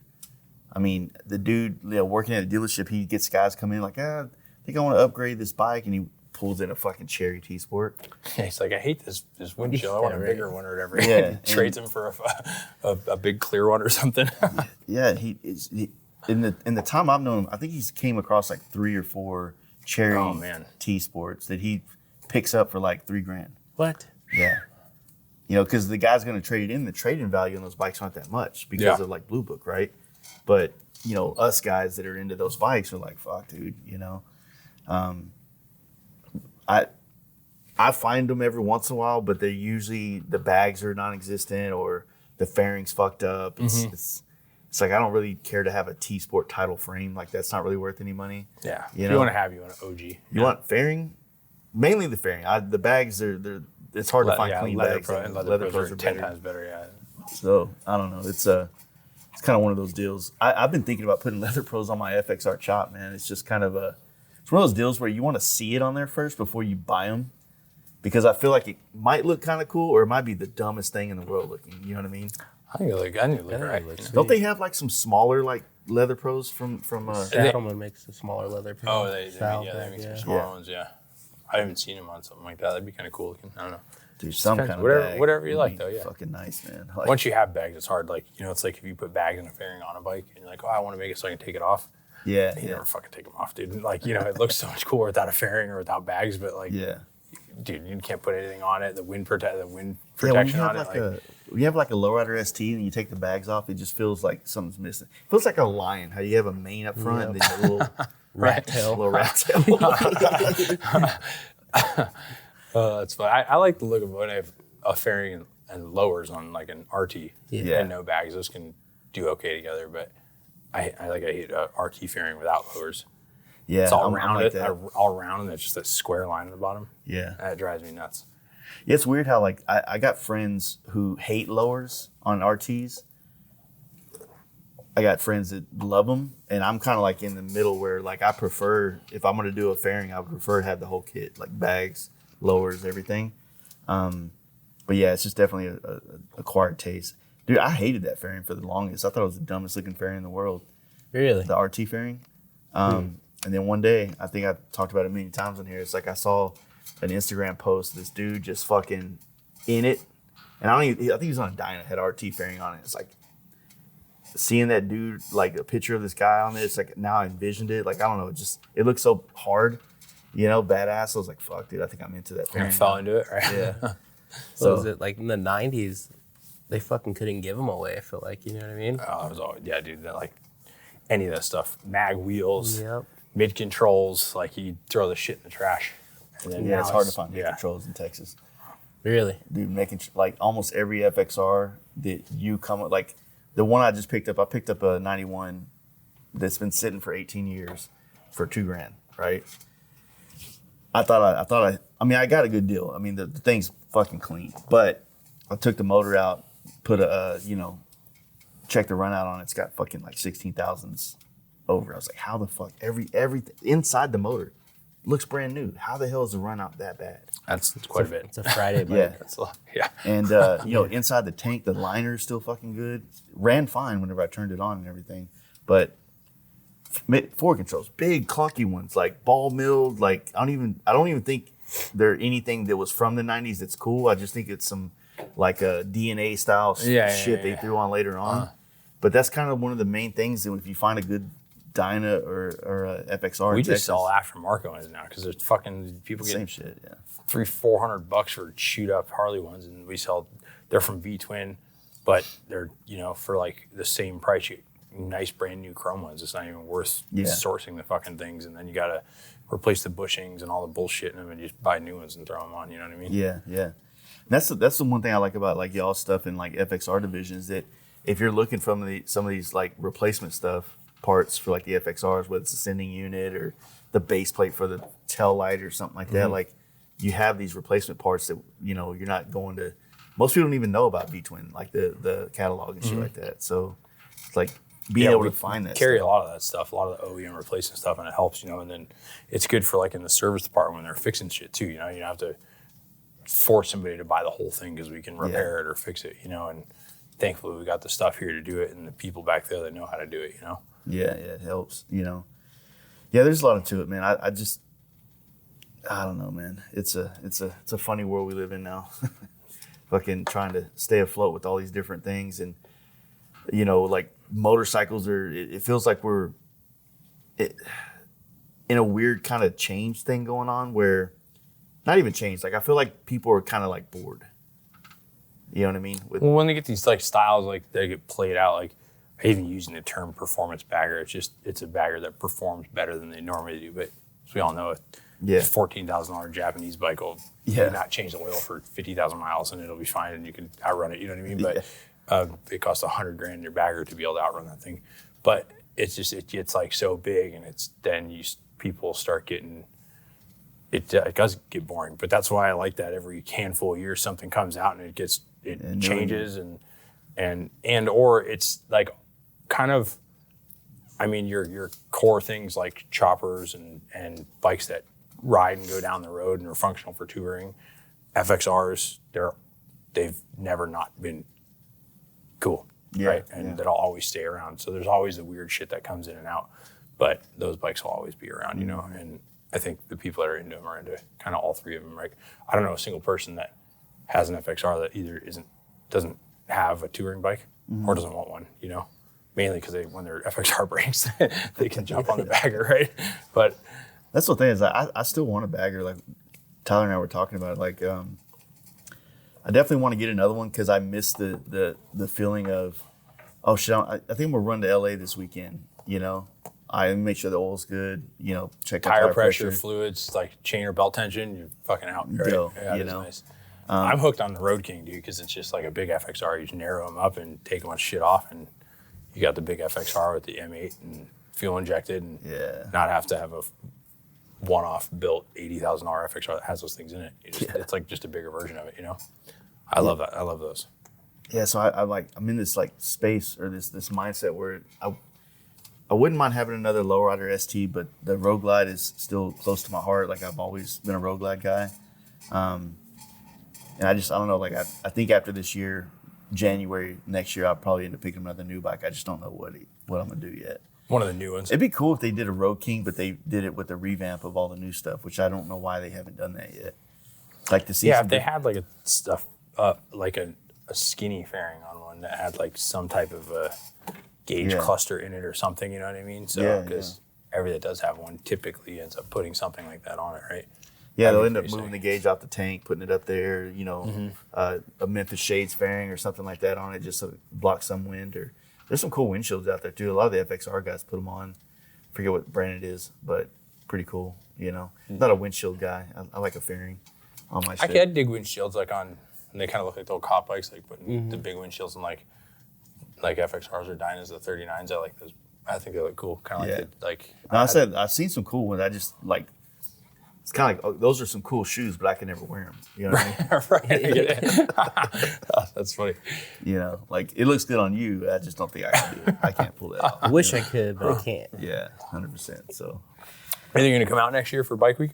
Yeah, I mean, I was planning on coming out this year for Bike Week. I think this year kind of just started off really wonky and weird for me. Usually at the beginning of the year, I do some kind of road trip where I collect a lot of podcasts, similar to what I'm doing on this trip, and that kind of sets me up through the spring so that I can kind of focus on work and I have episodes to drop.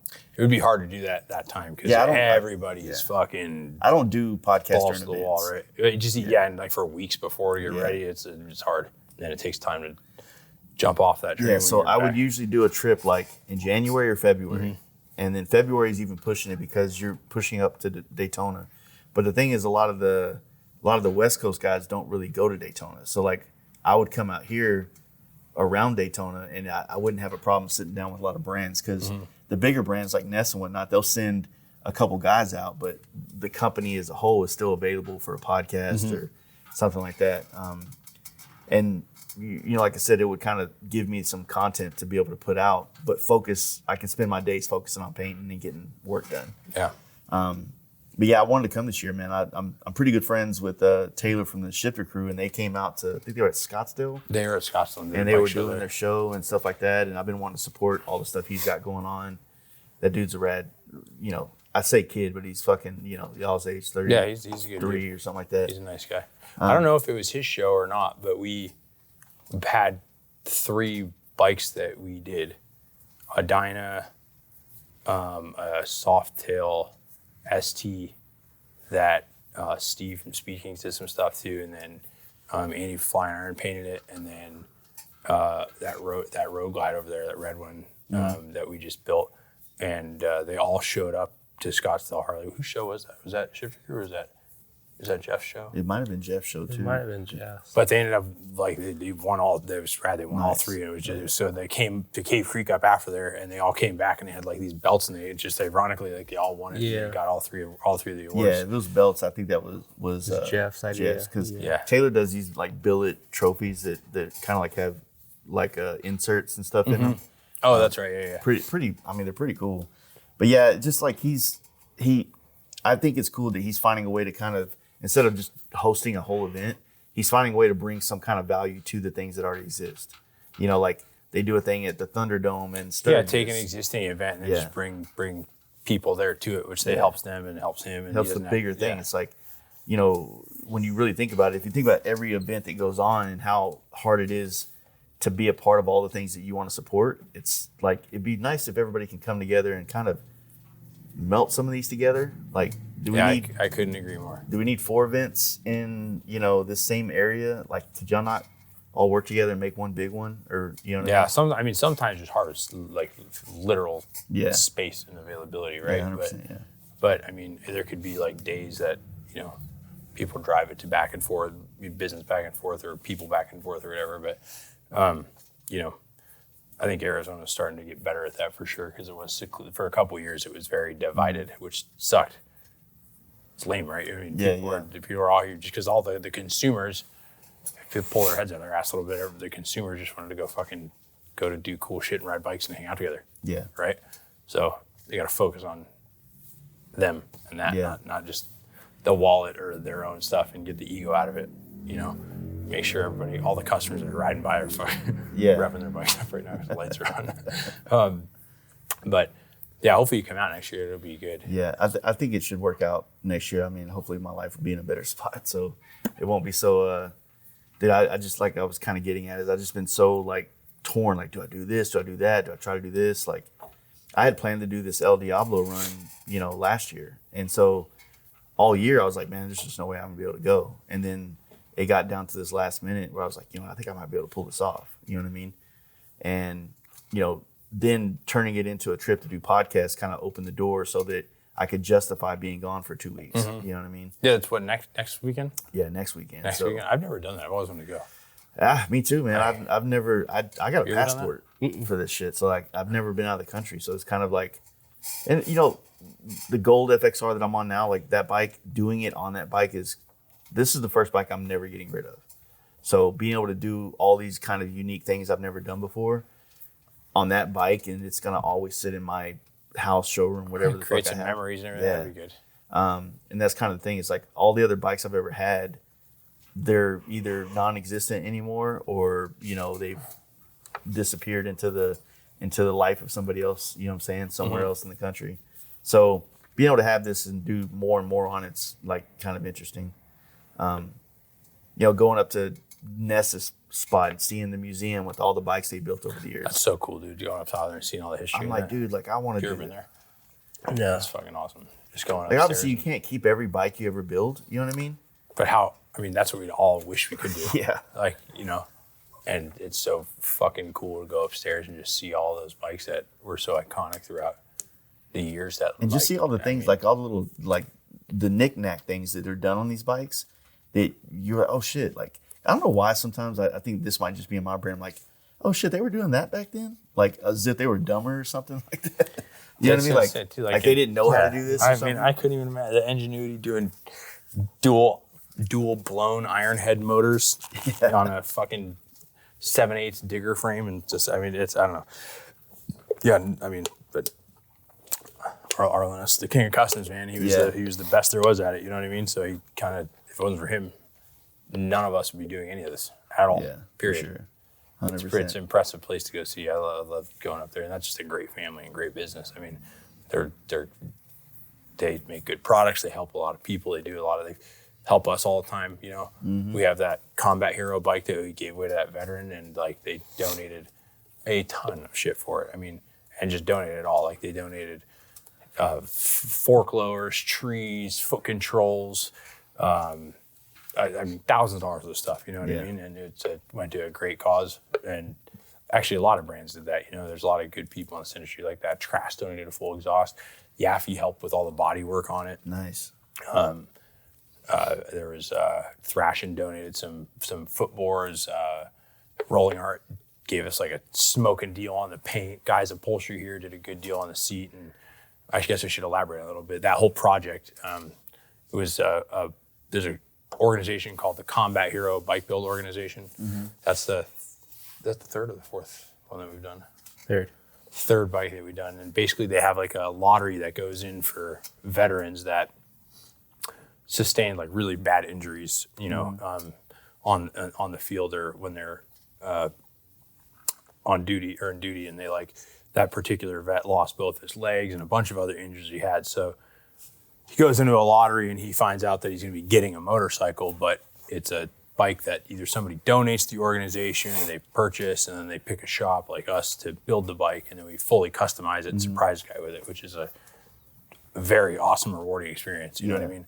And especially for someone like that guy hasn't ridden a bike since 2008, when he lost both of his legs, and he like had to get another surgery actually a few weeks before the giveaway where they took more off his leg, and like his only goal was to be able to get up out of the chair and walk over and get on the bike with his wife and fire the bike up, and he did. And it was like, that's cool. Yeah, it was super emotional. Everybody was stoked on it, and the guy's a Purple Heart a recipient and a series of other awards. Amazing organization. So people should check that out and help donate to it, the Combat Hero Bike Build Organization. And they basically take these donations, they help, and then we're thankful to have good relationships in the industry where people helped us out a lot to make the bike as cool as possible to surprise them with it, you know.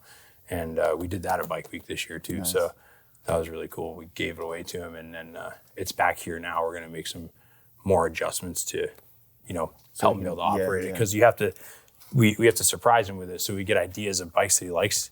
So we can't post, we can't like talk about it, you know what I mean? We can't like ask him questions, so we got to build it to what we like, but also make it functional, make it accessible for him, you know? Like that bike, we had to do, Pingle got us an electric shifter so we can shift with his hand, and then there's this company that uses, makes a master cylinder where both master cylinders are operating by hand, so it's 2 levers on it. So he can operate the brakes just by hand. And then, and now it's totally functional for him, so he can get back in the wind, which is super awesome. Yeah, that's something I always think about, man. Like, the scariest thing is like, what if I couldn't ride? You know what I mean? What if this was taken from me? So I see the value in trying to bring someone that had something, you know, like that happen to him where he couldn't get on a bike anymore, to get him back out there, you know? Yeah, super. I think we take for granted sometimes, like what it feels like to jump on a bike.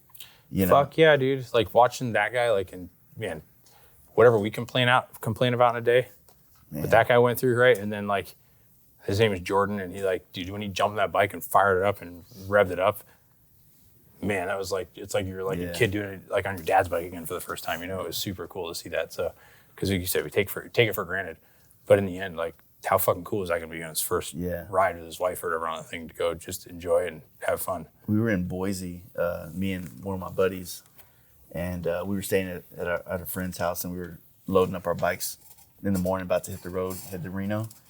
And this old man was walking around. He came by the house, goes, man, is that started kind of talking about his bikes or bike stuff. And he's like, yeah, I just couldn't ride anymore. I got to a point where, you know, I couldn't, you know, I could go for like an hour and then everything would hurt. So, but it's like he was forcing himself, but he was still in love with it.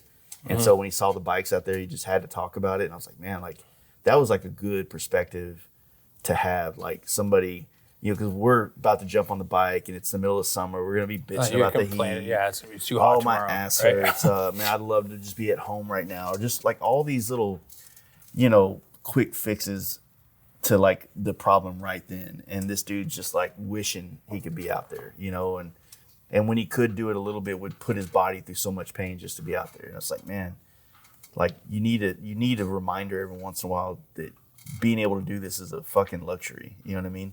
It's a privilege if that makes sense. No doubt. You know, I don't know. That's kind of why, you know, pushing to try these bike experiences on these more uncomfortable bikes, if you will, has been like a key thing for me, is that I might not be able to do it later on. Oh yeah, for sure. You know, and we were talking earlier about like, you know, how in tune you get with it when the bike's not as convenient as a new one. Yeah. When you have that 4-speed rigid, dude, you're ride that from Texas to California, You have to you're wear a gonna kidney fight. belt. Yeah, you're gonna get real in tune with it. You're gonna be pissing blood when you get there. Yeah, I'm definitely staying off 40, you know, but Oh yeah. yeah, it's just a different experience. I mean, like I said, I know it's going to suck, but then again, like I think that when you ride certain types of bikes, it kind of forces you to ride its own ride. So when I had my Road Glide, like it's easy to hop on 10 and be here in a day. You know what I mean? But what I love about like my FXR chop now is that I can jump on the highway and make some time when I need to. But when I get an opportunity to jump off and do a back road, if you will, I'm doing it all the time. And what I want to do in the chop is to only do back roads. And it gets kind of difficult to come west doing only back roads because the way the roads don't run parallel with the highways as much as they do like going east. So you end up going way out of the way, or you got to go through the middle. Like You go to 100 miles and yeah, and there's not a whole That's lot it. of gas. You know what I mean? It forces you to slow down, you know, like Yeah. it's like stopping and smelling the roses. Like you may only get a fucking 100 miles out of it, but like you hop on your Road Glide, you're doing 110 the entire way here. You're flying through fucking everything. It's just like you're getting to your destination so much quicker than you think. you're listening to tunes in your head like For that. sure, Or whatever. all the You're creature just trying to comforts. get there and You're hauling Yeah. that, so really the only thing you're looking for is cops. 100%. Yeah, that's true. And you're not looking about like you're not as present in the moment. So it's like Yeah. for you've gone from like a Road Glide to an ST to an FXR chop to now you're gonna do a fucking shovel head. It's just like if you look at it, you're like progressively getting slower, but Yeah. you're progressively getting more present and in tune Yeah. with the bike.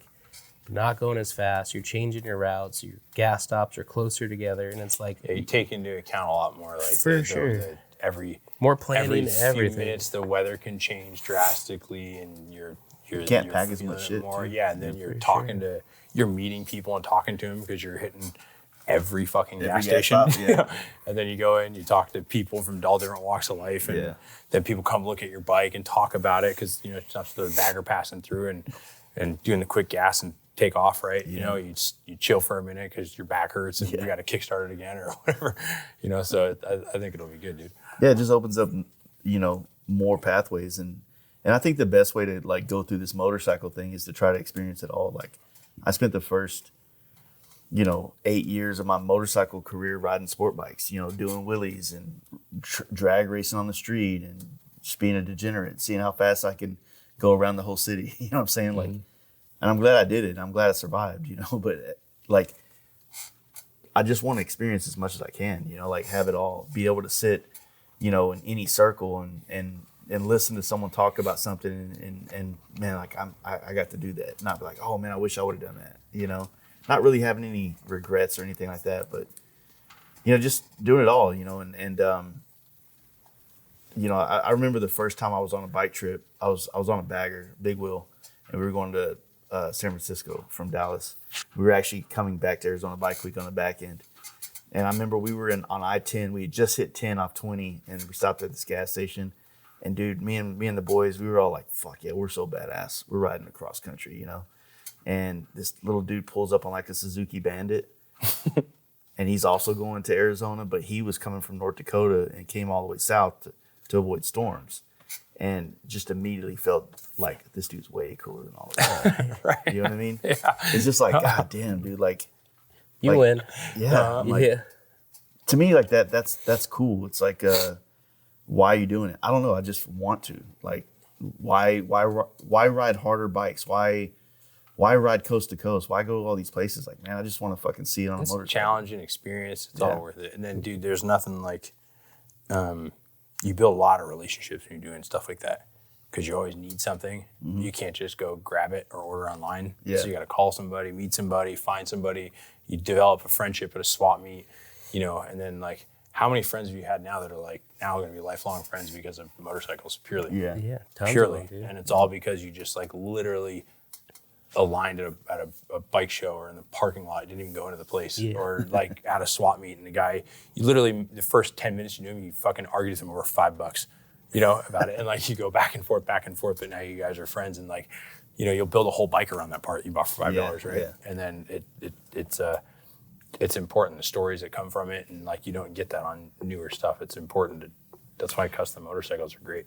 Well, I feel like a lot of people don't like some of the older guys. They like they want to see an investment before they share some of this knowledge. Yeah. And when they see you struggling, they're not struggling, but they see you with the want of it. You know what I mean? Like not just, hey man, what fairing is that? Like there's this aspect of like going to the swap meets and I've learned that like through some of the chopper friends back home, just kind of explaining to me exactly what you're saying is that a lot of great things happen at swap meets. That's why we do them here, dude. Like we do them here because, it's excellent it helps the motorcycle community. We come in on a Saturday.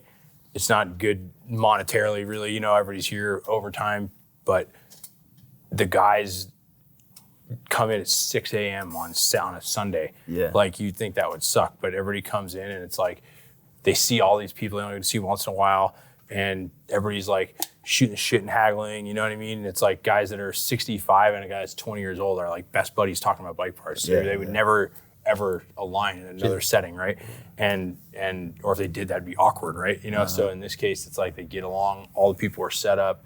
And it helps people out, and then you get to hear about their stories and what they're building, and then like you're into it, like where you like, you ask them how that thing's going, and then you're like, oh, by the way, I found this thing, and there's like the people here will literally buy something at another swap meet, hoping they're gonna see that guy here, so they can be like, hey, that fucking that thing you were looking for, I found it, I got it, look, and then like whether it's to sell it and make money or not, just to see him get it, and like you're hyped on it, and then it's a super cool experience, and I really enjoy it. It's one of my favorite things when we're doing swap meets. It's irreplaceable conversations.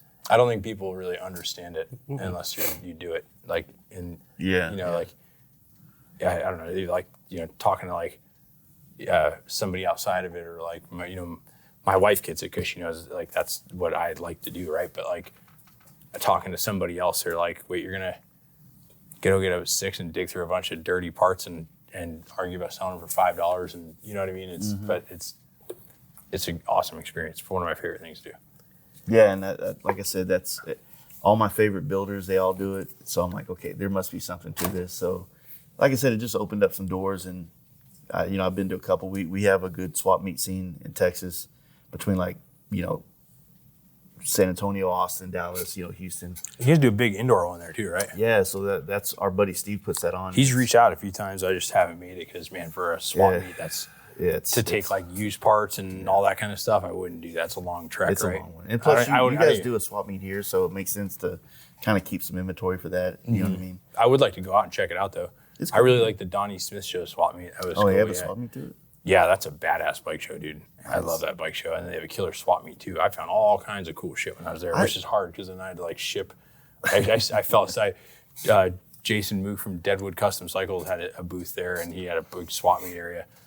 And every 5 minutes I was like, like, hey man, can you mind taking this back to your shop for me? And I'll like pick it up when I go to Sturgis, or have to ship it back. And I had like one thing, and then a couple hours into it, I get fucking, amount of shit like this big over there. Cause like, it's just when you're in a different part of the country, they're not as, hot, or trends are different, right? So like, I'd find stuff there that here would be like hot right now and sell for a ton of money, and people are like getting rid of it. And I was like for nothing, And then stuff that I thought was junk, they were charging through the roof for it. It was just crazy to see that, but I found all kinds of cool stuff there. That's a good point. Like artwork and fucking, because a lot of stuff you find, it's not even just bike parts, right? It's stuff that's related to it, like collectibles and artwork and old mags and stuff. Yeah, like tools, fucking all kinds of stuff.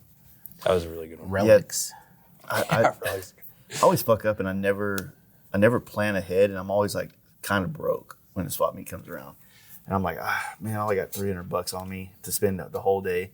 So it's like the one in Dallas we had, these guys from Denver brought like an FXR that was already like chopped and like tall. And it's something like you would want to do it and kind of clean it up, maybe redo a little bit of it. But he's like, man, I just need like, I don't know, $400 for it. Didn't have a title, which, but it's all kind of already done. And I kind of like wanted to buy it just to hang it in my shop, to be honest with you. Right.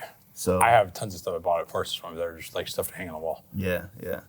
It's kind of a flex. I don't know, like having like a FXR frame just kind of like stationary on the wall all the time.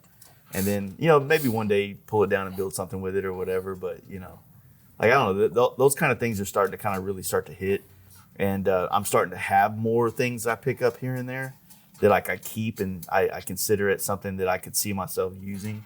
And that's where the whole like want to learn how to modify some of these parts comes into play. The way like cut rate does, you know, like if I find some louvered parts, but I want to put it on something newer or vice versa, like to be able to, you know, dissect that part out of this old thing and put it into this new thing to make a new thing. Or use it as a reference and use something to match it and flow. Yeah, that's why those things are fun. But it's like I have a fucking 40-foot container out there for parts that are one part to build a whole bike off of, you know, that I'll probably never touch. Right? But it's kind of a sickness. It's worse than a drug addiction. It's definitely a lot more expensive, you know. Shit,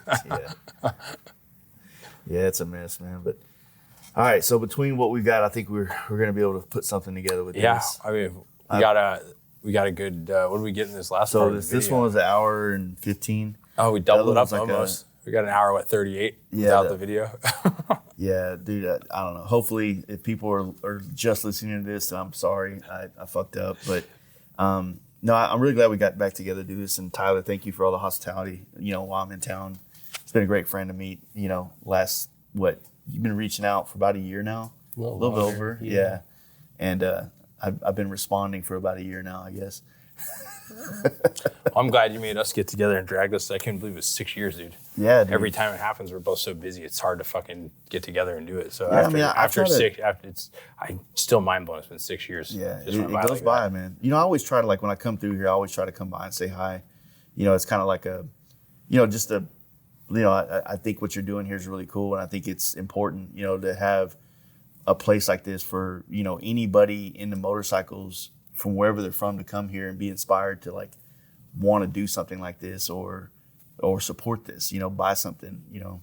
So I think it's badass what you got going. I appreciate that. You know, all the guys here and myself really try to work hard to do that. And anybody in the motorcycle industry that employs people legitimately the way that you guys do and a handful of other people I know is like, it's important. It's hard to have a real job in the motorcycle industry. You know what I mean? So, and it's it takes a lot of work to be able to maintain that option or whatever, however you want to say that, you know, for sure. That thing. So, yeah, considering the entire culture is for every one of us to feel like, fuck you, I'm going to do what I want. Yeah. And we got to get a bunch of us together to try to do the same thing and be in line with it. Yeah, like in every aspect of our life, we're like, you know, fuck the man, I'm doing whatever I want to do, but now we got to be responsible and listen to the rules. Right? It's pretty difficult, but hey, I'm glad you came by, man. Thank you, and we got to do this again soon, more often. Yeah, dude, get better at it. Maybe one time I got to come to Texas and check out the studio there. If you could, your biggest problem is just peeling away from here for 2 days. That's hard. Well, I got my two young kids at home, wife. So if I get out of here, it's like, you know, we try to go spend time with the family, and like I don't go. If I do travel, it's for bike events. Is and it stuff, your wife, or is it like doesn't she have a friend or family out there in Texas, like Temple? Area? We have friends in Texas. Yeah, they are in Chilton, so just outside of Waco. Okay. And they own. I think it's Chilton. Okay. And they own Barger's All Sports, so they got like a killer dealership out there for anything, side by sides, watercraft, fucking Barger's off the highway. Yeah. It's right off 10. Right off 10. It was Brandon. We got to ask Brandon. But it's right off the highway there, and it's huge, man. It's rad. And they had a rough deal a couple years ago. Their place caught on fire and burned down. Shit. Yeah, but they were able to like salvage some of it, and they just got it back going. So nice. Yeah, I want to go out there and visit them, and be a good time to break away. Far from my shop. That's what, an hour or two from Dallas? No, from my shop to there, it's like 80 miles. Oh, that's not bad at all. So I mean, you could drive up and I have to steal Bryce's FXR4. He's got a super sick one we did for him, a blue and chrome one. I have to borrow that and go put some miles on it. I love that bike. Nice. But, well, everybody, they can find all your, they go to your website and order parts and support the brand. They can call us anytime or check our website out, ramjetracing.com, social, Instagram, Facebook, all that stuff. But we're here 7 days a week, so if somebody needs something, they can always call us. 7 days a week, man. So if they need something, call and they talk to real people that like can help them. You know what I mean? Yeah. So like not a guy behind an answering desk or an answering machine or whatever. They can call. Exactly. They can talk to somebody else and give them some insight or help. And if we don't know, we'll figure it out. Or if we don't have it, we'll get it. Nice. Well, sweet. Fuck yeah. Hell yeah. Well, guys, I want to say thank you for checking out this podcast. I want to thank Tony and Tyler once again for hanging out, hospitality, doing the podcast, all that good stuff. Had a great time. And I got a lot of great podcasts on this trip, and I'm going to be dumping them out here real quick. It's been a process getting home and getting back in the groove of working and getting my life kind of reorganized. I had to mow the yard, and that was a gnarly mess. It's been solid rain here. So anyway, great times. Got some builds going on for Sturgis. A lot of things I'm really excited about. Looking forward to this month or this summer, staying putting out podcasts, getting back to making some YouTube videos, and getting some bikes built for not only Sturgis, but we also have our Born Free Texas build. A lot of great stuff going on over there at the Fast Life Garage. Just want to give you guys a little update and, give you that nonsense about me and my shop. Anyway, thank you guys for listening. Once again, please check out the sponsors: Law Tigers, Arlen Ness Motorcycles, Custom Dynamics, Cowboy Harley-Davidson, Lex and Moto. And don't forget our Patreon where you can support this podcast. And that's going to do it. Thank you. We'll catch you on the next one. Peace.